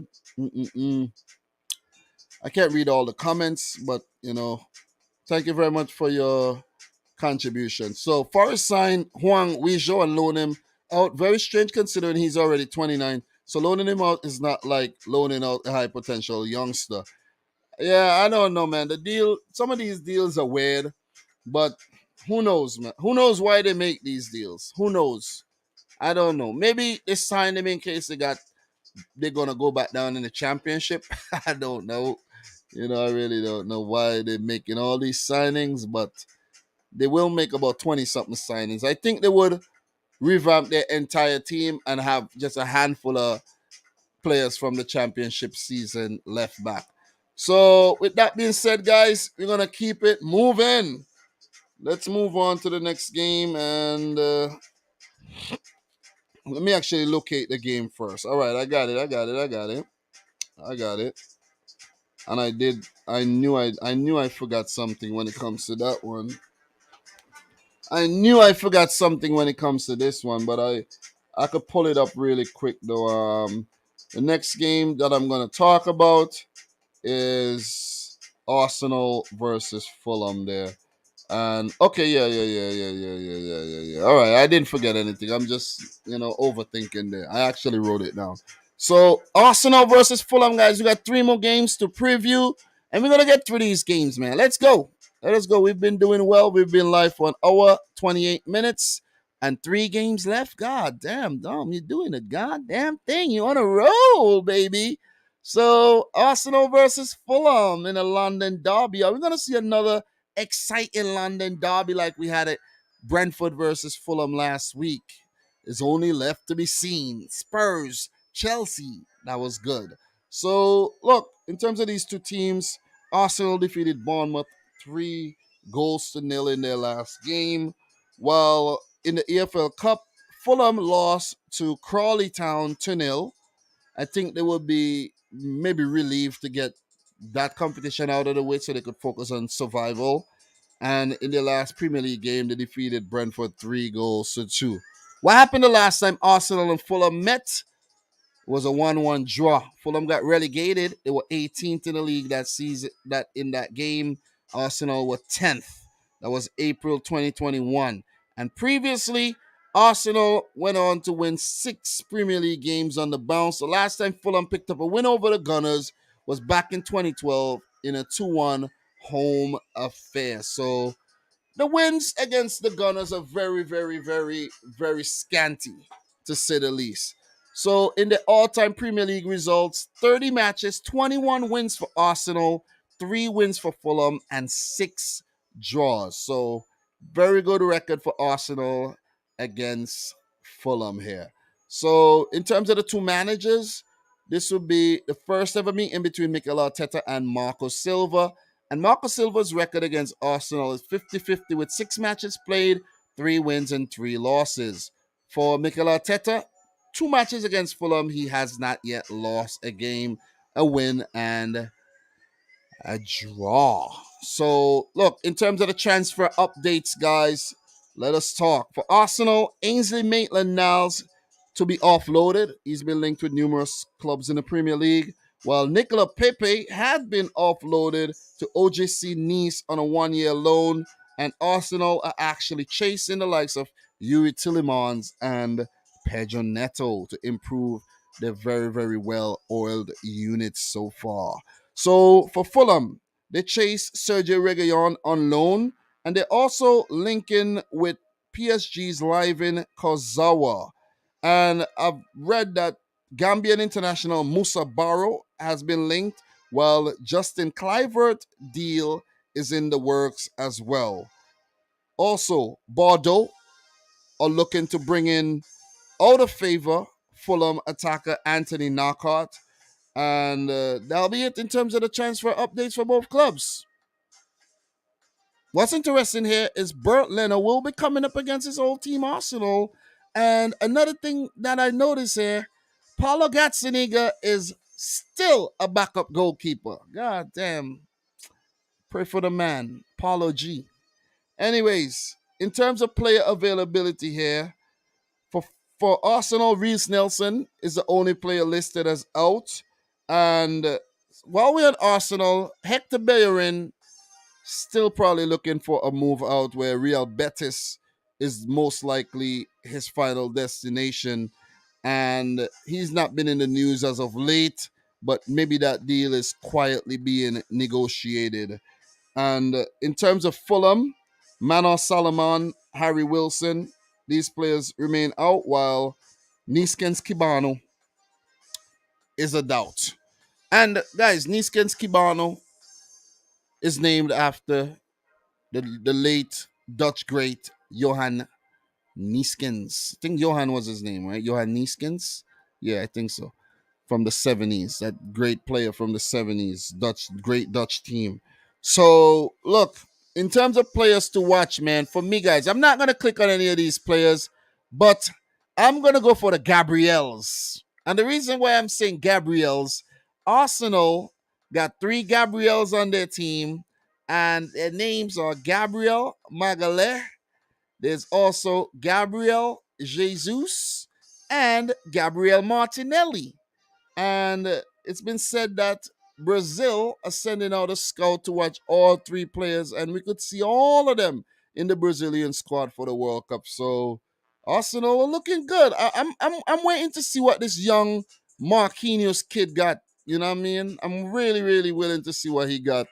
Arsenal would look to get rid of Reece Nelson, sooner rather than later. It's probably because he's injured why he's not being transferred out of the club, though. So let's see what the Gabriels do in this game. As for Fulham, man, this is a great signing that they've made right here. And he is my player to watch. And he goes by the name of Joao Palhinha. Where's him? Where's Joao Palhinha? I don't have a Joao Palhinha graphic. Where's the Joao Palhinha graphic, though? He's not here? He's not on the list? Why is he not on the list? The Premier League need to update this. Joao Palhinha is not. Oh yeah, he's right here. Am I blind or something? But yeah, Joao Palhinha, man, 27-year-old. He definitely hit the ground running. And if he has a great season for Fulham, he's gone next summer. I could guarantee you that he's gone. He's a goal scoring threat, and he is very, very good sitting in front of the defenders, man. So he's a very hard working midfielder with a good engine. So if Fulham want to grind out anything out of this game, Joao Palhinha will be a key figure. With that being said, guys, it gets to the point where we gotta call the match. Where's it gonna go? Who's gonna win the game? Arsenal, 3 matches so far, 3 wins. They've been scoring a ton of goals, and I think they're gonna continue scoring goals in this game, where Fulham's defense is not the greatest. Let's keep it real. Bert Leno is going to come up against his old team here. It's going to be very, very tricky. This is going to be a home game for the Gunners in front of their fans. They're going to be singing that William Saliba song very, very loud and proud. I hate the song, but talking about Saliba and Gabriel, they formed a very good back line along with Zinchenko and Ben White at right back. And in the middle, Thomas Partey and Granit Xhaka has been holding it down as well for the attackers that they've been very, very dominant. Saka, Gabriel Jesus, Martin Odegaard, Gabriel Martinelli, Smith Rowe off the bench, Nketiah off the bench. Arsenal are on fire. And you got to give, the Arsenal board a lot of credit for keeping the trust in Mikel Arteta. And it seems like he could be finally coming of age. Arsenal actually putting their hands up as title contenders this season. Could you imagine the scenes if Arsenal go on to win a damn title this season? That'll be crazy. But not under my watch. Look, man, listen. I know Fulham have been playing well. Alexander Mitrovic has been a threat. Bobby De Cordova-Reid has been live. They've really, bunkered down and said, hey, man, this is not the season where we're going to come up and go down. Forget about this yo-yo thing. It ain't happening. And I think they're gonna show some fight. They're gonna show some fight. But Arsenal, they just been too good. And all they need is consistency. And if they are consistent once again, 3-1 to Arsenal is my prediction. 3-1. I don't see Fulham getting nothing from this game. If they do, it'll be a hell of a performance indeed. But that's my final prediction here. Marco Silva's Fulham to lose to Mikel Arteta's Arsenal 3-1. Guys, let me know your prediction in the chat. Definitely appreciate that. For Arsenal, top of the table right now, perfect 9 points. Their next game will be against Aston Villa next Wednesday. Well, for Fulham, not doing too bad themselves. Unbeaten so far this season. I think they'll pick up their first loss in this London derby. Their next game will be against Brighton and Hove Albion before they face Tottenham and Chelsea in more London derbies to follow. So let me know your thoughts, guys, as we have 2 more matches to talk about. And we're going to get to those very, very soon. What are your predictions? 1-1, just as Marcel. The Lego Dude, I have updated my prediction. I think Arsenal will get a 4-1 win. The awesome BLE. I hope Fulham win 2-1, but I'm going to say 2-1 to Arsenal. And big up to the boy AD744, guys. Go check his channel out. He's been grinding, doing a lot of content. So good on you, AD, for being consistent there. Verlin Pichu 3-1 to Arsenal. Philip Bidwell 2-0 to Arsenal. Thank you very much for all the predictions there, guys. Do appreciate that. 1 hour 37 minutes. We're doing very, very well, guys. If you're now dropping in, make sure you smash the thumbs up button for the stream. What we're looking here, here in terms of likes. We got 26 likes, it says here. I need to update. Let me see what we got and how we're doing. We're not doing very, very well. Yeah, I think, 33 likes. Not bad, not bad. Guys, could we get to 50 thumbs up? If you're watching a replay, smash your thumbs up button. Does definitely, help as well. So, look, let's move into the next game. Man City versus Crystal Palace. All right? Is it going to be Malice against Palace? Or is it going to be another, headache kind of game here for me as a City fan, guys? See that? You see that? You see what happened there last season? You see? Do you see? Do you see what I see? Do you see what happened there? Okay. Just want to point that out before we get even further into this game, man. This is a very, very important game. Very, very important game for Manchester City. Look, let us talk. Defending champions Manchester City at home against Crystal Palace. Right? Who's going to look to cause some malice at the Etihad. This is not a fixture that I like. I just want to put it out there right about now. Man City played a charity game in the middle of the week, a 3-3 affair against Barcelona. I am yet to watch the highlights for that one. I'm yet to watch the highlights, but I should check it out maybe tomorrow. Previous game against Newcastle, a 3-3 affair. Oh man, ain't it funny, guys? Last two games, 3-3. God damn. In the EFL Cup, Crystal Palace defeated Oxford United 2-0, while their last Premier League match was a 3-1 victory against Aston Villa. Damn, back's itching me there. Maybe that's Crystal Palace telling me, hey, Dom, ain't going to be a fun time tomorrow at all. The last time the two teams met, it resulted in a 0-0 affair and a 2-0 win for Crystal Palace. But prior to that, Man City went unbeaten in 6 games where there was a 2-2 draw sprinkled in there, and Crystal Palace picked up a 3-2 win back in 2018. So even though they have not really had a lot of success against Man City, it's still, recently they've got some positive results. And in 24 games, Palace with only 4 wins, but 2 of those wins coming in the last 5 seasons. And with also 6 draws between the two teams, 14 wins for Manchester City there. So in terms of the two managers, man, Pep versus Vieira. Vieira unbeaten in 2 games, a win and a draw. Pep yet to pick up anything against Patrick Vieira. Against Crystal Palace, 13 games, 3 draws, 2 losses, and 8 wins. Not the best record. All right, Vieira is a former Man City player, and he will be looking to, impress against his former employees. And he was also a former NYCFC manager, where that falls underneath the City group. So Patrick Vieira could well be a future Manchester City manager.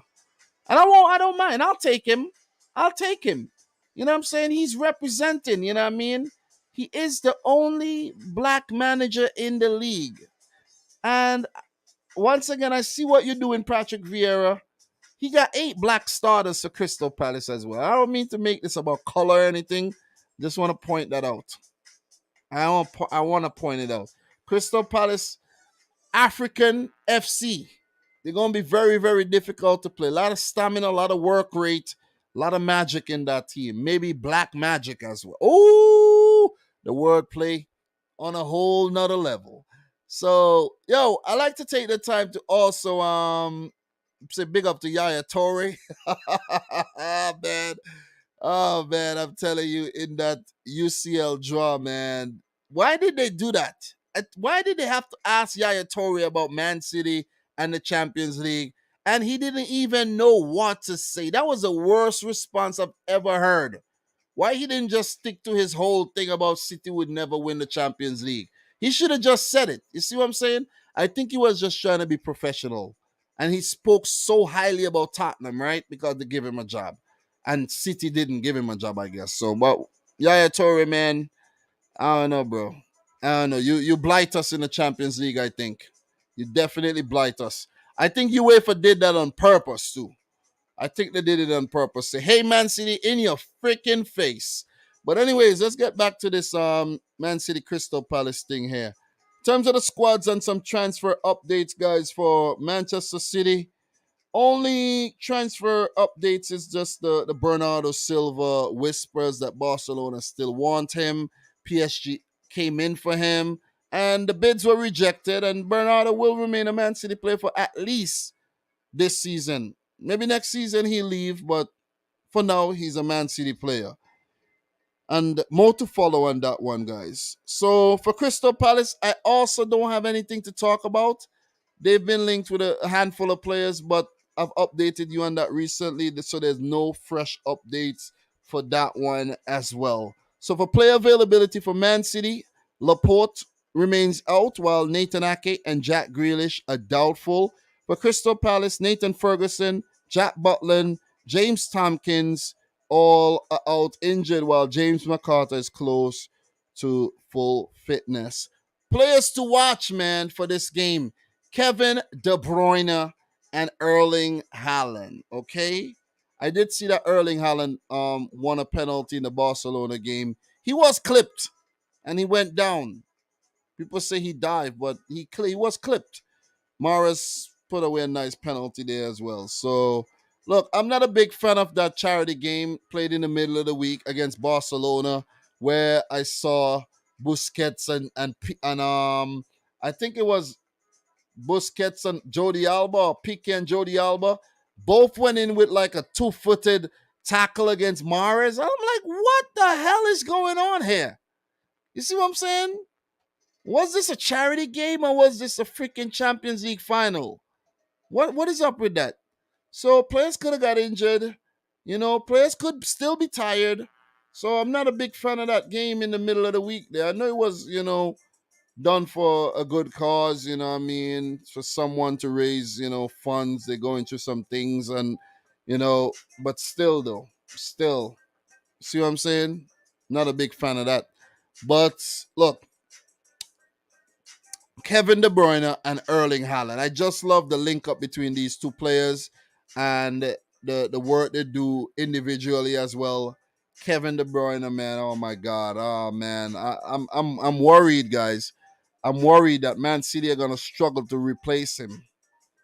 Or maybe there'll be another player emerge and City would say, "Hey, okay, we found a new Kevin De Bruyne," but we got lucky with the De Bruyne thing because Chelsea, sold him to Wolfsburg and he did well at Wolfsburg and then City bought him.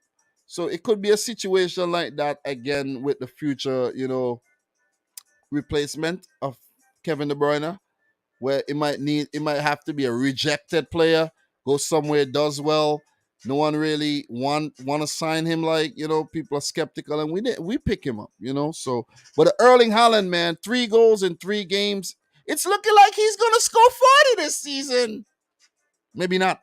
But Erling Haaland got about 25 goals in him, I think. The way he's playing, at least 25 goals. He's looking like the golden shoe this season, man. So let's see if he does pick that up. And if he does get 25 goals, you know that Man City are going to do the three-peat. So Erling Haaland, Kevin De Bruyne, there's a lot of other players. Also keep an eye on Phil Foden passing the damn ball. Okay? Want to point that out. For Crystal Palace, no other than Will Zaha. He's also hit the ground running. He's doing well. He's a talisman, and he's always dangerous. Very, very clinical, man.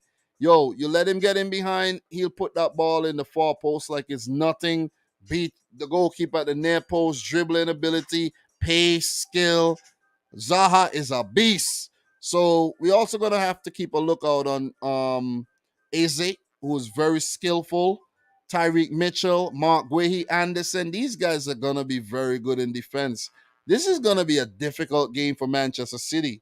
I want to just say that right now. And in terms of my prediction here, look, this is a dangerous time as well to play City. Coming off of a draw, dropping points against Newcastle. Crystal Palace did win their last game. They're doing well. They win the EFL Cup game as well. They're doing well. But it's a difficult time to play Man City, and it's going to be a home game. You see what I'm saying?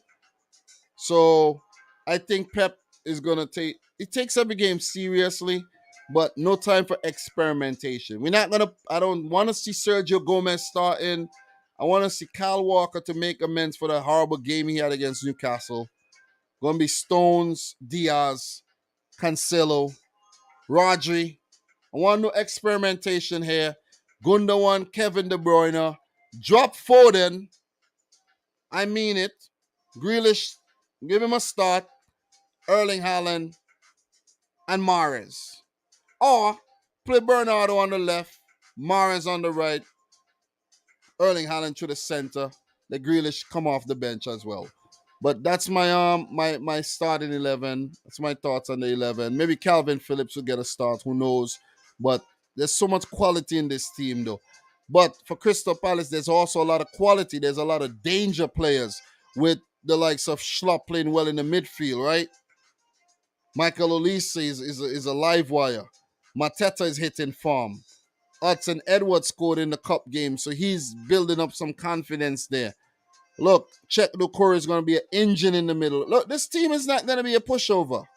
They are not. They're going to play a similar game that Newcastle played against Man City. Be compact in the back and break on the counter and look to be dangerous in that regard. So with that being said, Crystal Palace are going to give us a run for our money, but I think we're going to win the game. I think Man City bunks back here against Crystal Palace for being winless against them last season and for the draw against Newcastle. I'm going for 3-1. We need to be a lot more clinical. And the reason why I'm going for a 3-1, City will be more dominant. They will create a lot of chances. Guaita will be in goal. He's no Nick Pope. And I think that's where we're going to win the game. They'll get a goal. They always do get something against us. And I could see them getting in behind Zaha, putting one in the back, and then Mateta, one of them guys. But I could see City win the game. However, I won't be surprised if we draw or we lose. And I'm going to leave it on that note. But it's imperative that we bounce back and pick up 3 points here. Because you don't want Arsenal getting a 6-point lead ahead of us, or Spurs getting a lead, Liverpool catching up, especially Liverpool catching up. You see what I'm saying? So you don't want to give these teams no leeway, and it's important that Pep go out there and get the better of Patrick Vieira. And Vieira isn't going to back down. He's going to take the game to Man City. See what I'm saying? And it's the right stage to do it at the Etihad. So 3-1's my prediction, guys. Let me know yours in the comments. All the best to both teams. And what I don't like is that tomorrow, the Liverpool match is going to be played the same time as the Man City game. So that'll be the 2 games that I'll be watching at the same time. But still, there's other key games playing at that same time as well, man. So I don't like tomorrow's schedule. There's Chelsea, Leicester, Man City, Palace, Liverpool, Bournemouth, all at the same damn time. Like, come on, man. See what I'm saying? I think they could do a lot better. They could do a lot better with the schedule. I would tune into something called Goal Zone, but I rather just watch the City Palace game and the Liverpool Bournemouth game to see what Liverpool does in their match. So for Man City, their next game will be against Nottingham Forest, followed by an away trip to Aston Villa. While for Crystal Palace, their next match will be a London derby against Brentford. Then they face Newcastle United. All right, so that's it for that one. Let me know your thoughts in the chat. So big up to everybody in the house. Appreciate you, Marcel, is saying I think Zaha is out for this game. I didn't actually run into anything that say he's gonna be out. So if he's out, he's out. But this is actually not 100% accurate, whereas players could get injured the day of the match or the previous night. You see what I'm saying? Someone might get burnt with hot water or something, or you see what I'm saying? Little things like that. There might be a couple freak accidents in the night before the match, so I can't be 100% with that one. But with that being said, guys, we go into the last one, and that's Liverpool versus Bournemouth. All right, guys, as much as I try to make these live streams under 2 hours, or at least like an hour 45 minutes and go and get a little break, I don't know, it just comes out to be 2 hours every single time, man. But I think after the transfer window closes and I don't have to cover any transfer news, it should cut down a bit. 10 matches, 20 teams, I talk transfers, it should cut down to about half hour. That should take about 25 minutes off of it, right? Or 20 minutes, because I will still give you some news. So yeah, man. Let's move on. But before we do, let me see what you guys have to say. Awesome BLE 3-2 Man City. 2-2 draw says Michael Olapido. 3-0 to City says Philip Bidwell. 1-1 says Lane Pichu. Let me see what else. A 0-0 draw. Wow. Ooh. Okay. Wow. Okay. Anyways, man. Save the best team for last. The reason why I do the Liverpool matches last is because I do have a lot of Liverpool fans that come out to watch the previews. So it's about keeping people's attention. If I do the Liverpool match first, then the Liverpool fans won't stick around to hear the other teams. You see what I'm saying? So that is why I do the Liverpool games last. Gotta keep it real, you know? Gotta keep it real. So let's talk Liverpool versus Bournemouth here. Let's preview this game and let's land the plane on today's live stream. So, yeah. All right. So, Liverpool versus Bournemouth. Their last game, Man United defeated Liverpool 2-1. And in terms of Bournemouth, they picked up a 2-2 draw against Norwich in the EFL Cup, but won 5-3 on penalties. And I think Neto actually made his debut in this game. Marco Senesi started as well. So, some positive signs here for Scott Parker and FC Bournemouth. Or I should say AFC Bournemouth. And their last Premier League game was a 3-0 loss against Arsenal. In terms of the last meeting between Liverpool and Bournemouth, Liverpool did a double in the last 3 seasons against Bournemouth. So you have a little indication where this one's heading, maybe. The last time Bournemouth defeated Liverpool was in a thrilling 4-3 affair back in 2016. So, look, in terms of the managers coming up against each other, Jurgen Klopp against Scott Parker, this will be the 4th meeting. 1 win, 1 draw, and a loss. So, not bad at all. I think Scott Parker picked up that win when he was in charge of Fulham. For Klopp against Bournemouth, 10 matches, 8 wins, a draw, and a loss. And against Liverpool, Scott Parker, 3 games, 1 draw, 1 loss, and a win. So the all-time Premier League results between these two teams reads 10 matches, 8 wins for Liverpool, 1 win for Bournemouth, and a draw. So if that draw, actually, they do have a draw at Anfield, which is very positive, and that win came at home. So yeah, it would be a big achievement if they do pick up a win at Liverpool, though. But that I don't want to give away my prediction early, but that's going to be very, very difficult. So in terms of the transfer updates, look, I did not have anything when it comes to Liverpool, right? Nothing at all. But in Klopp's latest interview, he said that Liverpool actually need to sign a midfielder, and they're actually in the market for a midfielder. So Liverpool fans are going to be very, very, very hyped up, and they're going to be very excited to see who they're going to get.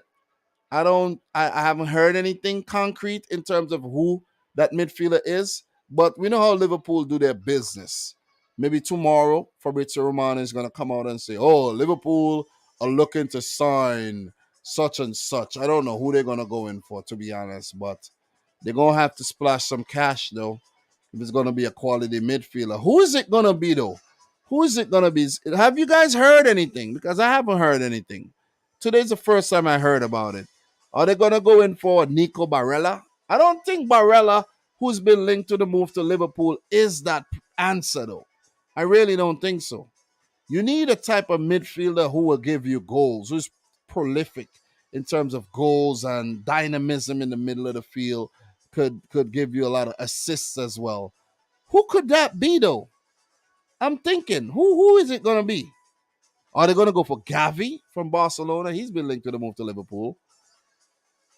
I don't know, man. I don't know. I'm going to see what you guys are saying. What are you guys saying in the chat? Seriously. I don't know. Anybody? Oh, yeah. Frankie de Jong has been linked. But he's not that type of midfielder that's going to give you goals, and he's going to be dynamic, though, in terms of, I know he's good, but he's not that Kevin De Bruyne-esque type midfielder, and I think that's what Liverpool need, though. Liverpool don't need another defensive type midfielder. Seriously, they don't.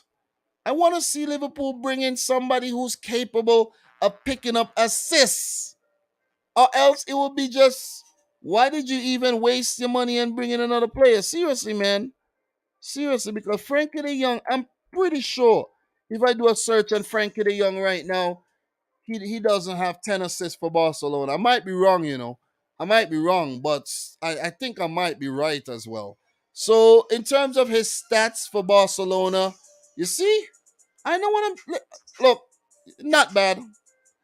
Not bad. 142 matches, 13 goals and 18 assists. Could be a little higher than that. It could be a little higher than that. You see what I'm saying? If that's the type of player that you want, right? He's a box-to-box type midfielder, pretty much. Could drop back to center back if you want him. But I don't know, man. I don't know. Last season in La Liga, 3 goals, 3 assists. That's not enough. You see what I'm saying? That is not enough. I need to see some higher numbers. If you're gonna bring in a midfielder that's gonna make me nervous, I need to see some higher numbers than that. You see what I'm saying? Seriously, I think a player like Fabian Ruiz, who I think is going to PSG, would have been a really, really good signing for Liverpool as an attacking midfielder. I don't know who else they could bring in, to be honest, but it's left to be seen, though. It is left to be seen. Who's it going to be? Any more hints in the chat? Maybe they could hijack West Ham's move for Paqueta. I don't know, man. Caicedo, you see, you're going for these players. It's not going to work. Milinkovic-Savic is not a bad shout, to be honest, but he's not even that prolific, I think, in the middle of the field in terms of assists. I know we're going in a little bit in terms of this one, but we're talking Liverpool transfers. We didn't have anything, but we're speculating right about now. So Milinkovic-Savic is 27. He's valued around 70 million euros. I don't know if Liverpool are going to splash that type of money, to be completely honest. You know what I'm saying? So the Lazio man, in terms of stats, how much did he get in terms of assists last season? Let's take a look at that. Let's see what happened. Let's see what he did. Okay. Now that's a player that Liverpool could actually go for. Now that's a player that I think would be a good move. Milinkovic-Savic, to be completely real. Because his numbers were good last season. Milinkovic-Savic, 11 goals, 11 assists in the Serie A, 37 matches, so he's pretty fit. And throughout the last 3 seasons, he's played 37, 32, 37 games, 31 games, 35 games, 34, 25. So he's been prominent figure in the Lazio midfield since 2015, and he's improved as the years gone by. 2021, 2022, 2021, he's got 10 assists, 8 goals.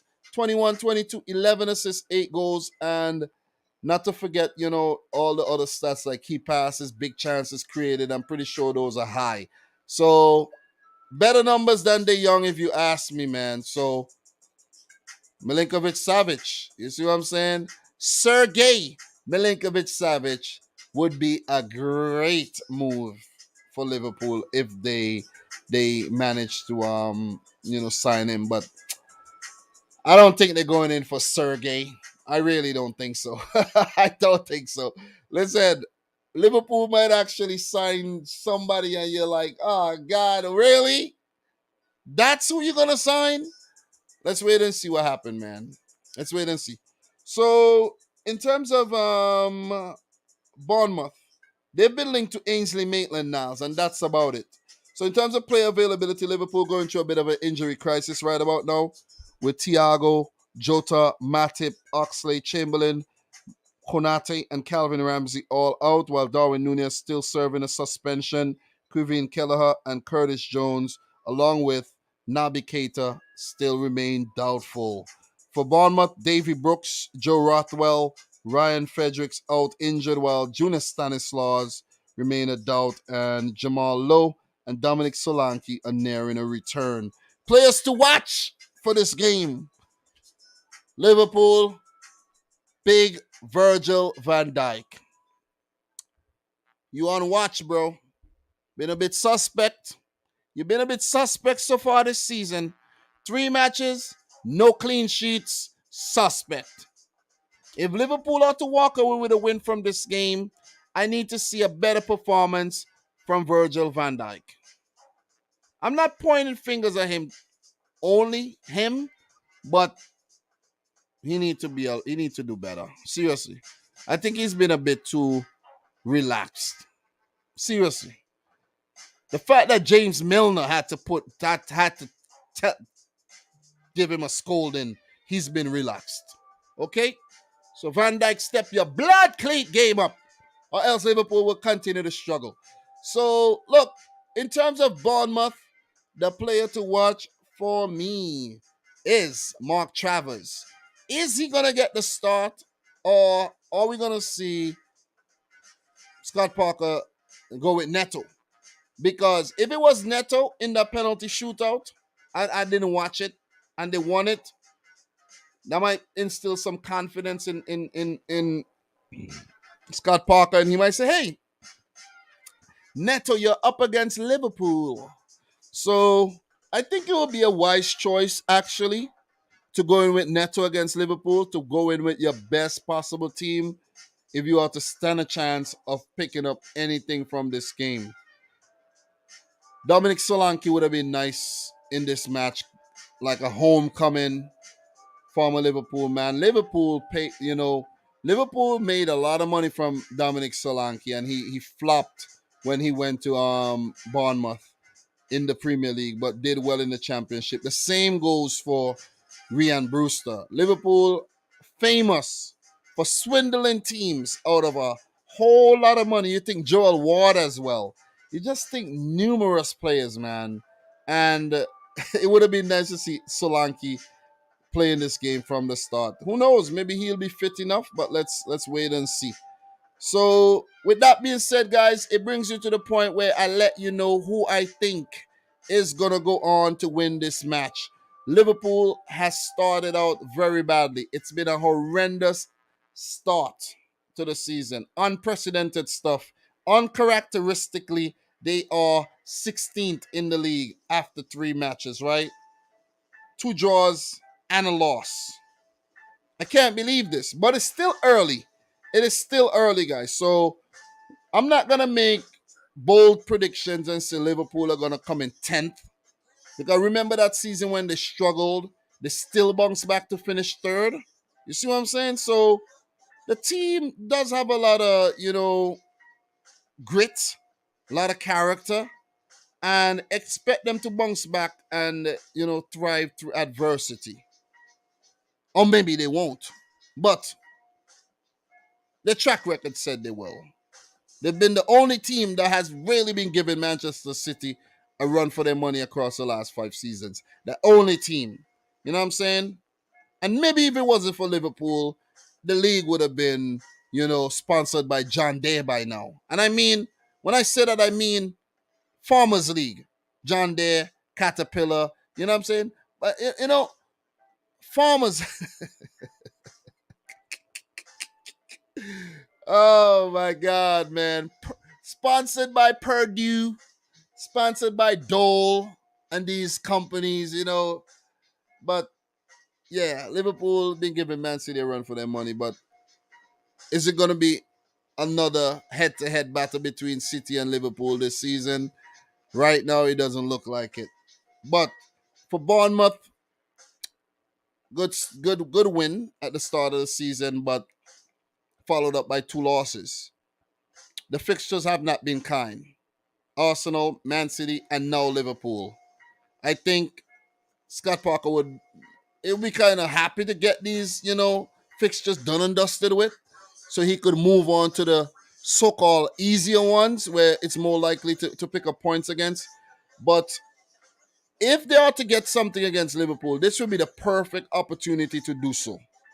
How are they going to go about doing it? It's hard to tell because this Bournemouth team is not the best team on paper. Scott Parker said he need to make more signings. I don't know if they're gonna. I don't know what kind of players they could attract, the quality of players they could attract.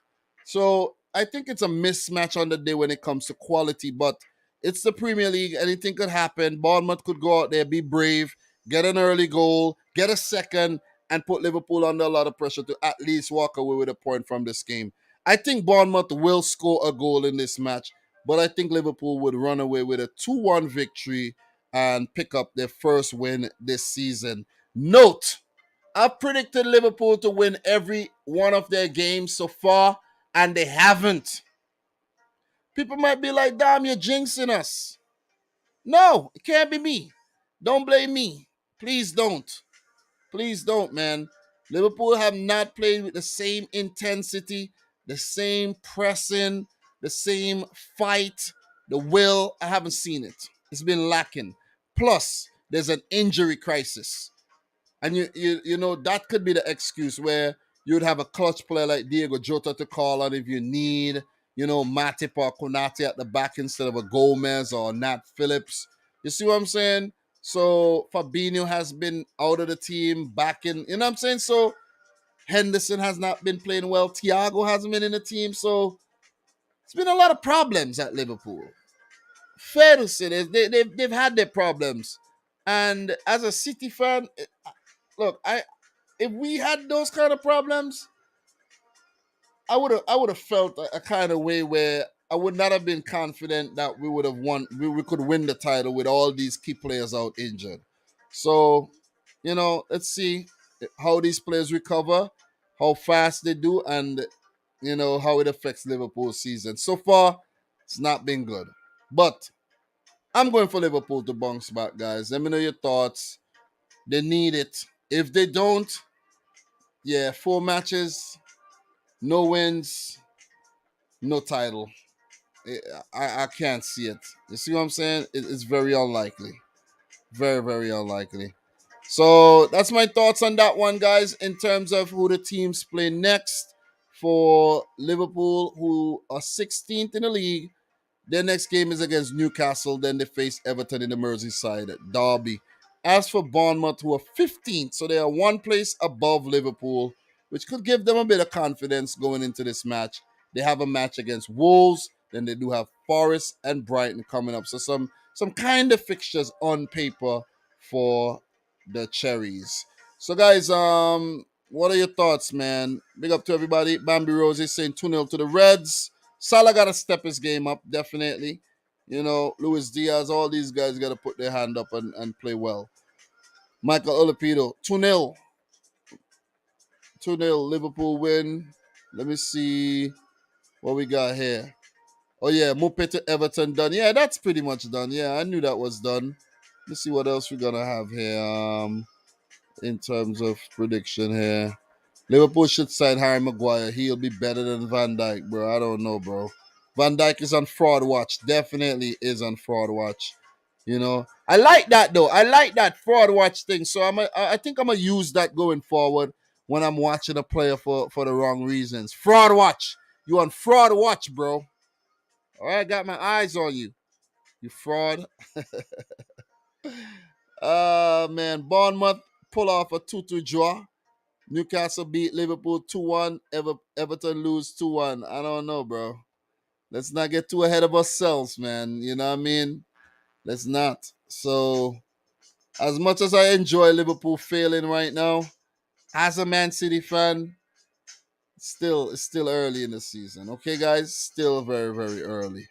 So, I do have to go and pick my wife up from work, guys. So, I would love to stay on and chat a bit more with you guys and take a look at other leagues and things like that. But we can't do that today. We really can't. So I'm going to get going.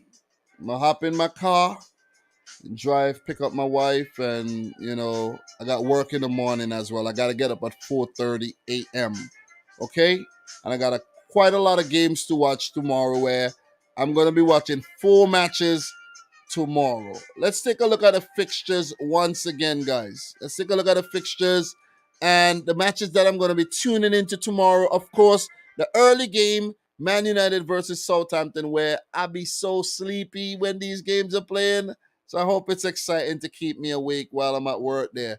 Then I'm going to tune into, of course, Liverpool, Bournemouth, simultaneously with the Man City Crystal Palace. How do I do it? I do have a tablet and I tether the internet from my phone. And of course, when I'm ready to leave work, I tune into the Arsenal Fulham and I watch that while I'm driving home and, while I'm home and things like that. And when I say while I'm driving, I listen to the game. I don't watch too much of the games when I'm driving, guys. Just so you know, for safety reasons. We got some the games coming up Sunday as well, where I tune into all these matches as well. You know what I mean? It's easy to tune into these games. And then we got games coming up on Tuesday. So I'll be back on Sunday for the review of these. And then Monday again, I'll pop up. Maybe I'll come early Monday. Nah, I'm gonna do it late. Whenever I show up early, it takes up my entire day. So I'd rather get things done first in the day, and then I'll pop up later on in the night to do something for the midweek matches. I hate midweek matches because it's a lot of work for me to do, and you know it's a lot of things to do. But we're not gonna have a lot of these midweek games with the Champions League fixtures coming up, or maybe we do. Maybe we do, where the other teams would play and the Champions League teams would play Champions League. So it's left to be seen, though. Left to be seen. So, look, it's good to have fans back in the stadium, as you guys know. Even, with COVID still around and it's died down a little, a lot. 5 subs this season, VAR still being tweaked out and everything. So, it's just I'm happy to be back doing this with you guys and just talking football, watching football, the game we love so dearly. All right. So guys, thanks for tuning in to yet another one. Big up to all the real ones who stuck around for the whole 2 hours. For the guys watching the replay as well. Appreciate you guys tuning in to yet another one. Don't forget to smash the thumbs up button. How many likes we got to? Did we at least get to 40 likes, guys? Did we at least get to 40? Let me see. We got to, let me see. Damn, where did I go? 37 likes. So if you are yet to like the video, smash it up and help us get to 40 thumbs up. All right. So, guys, that's it for today's preview. 2 hours, 16 minutes is a sweet spot. Thank you very much for tuning in to yet another one. And subscribe to the channel if you're new. Like the video if you haven't yet done so. And from your boy, Dominic Rich. Peace out. Rich Squad. Peace.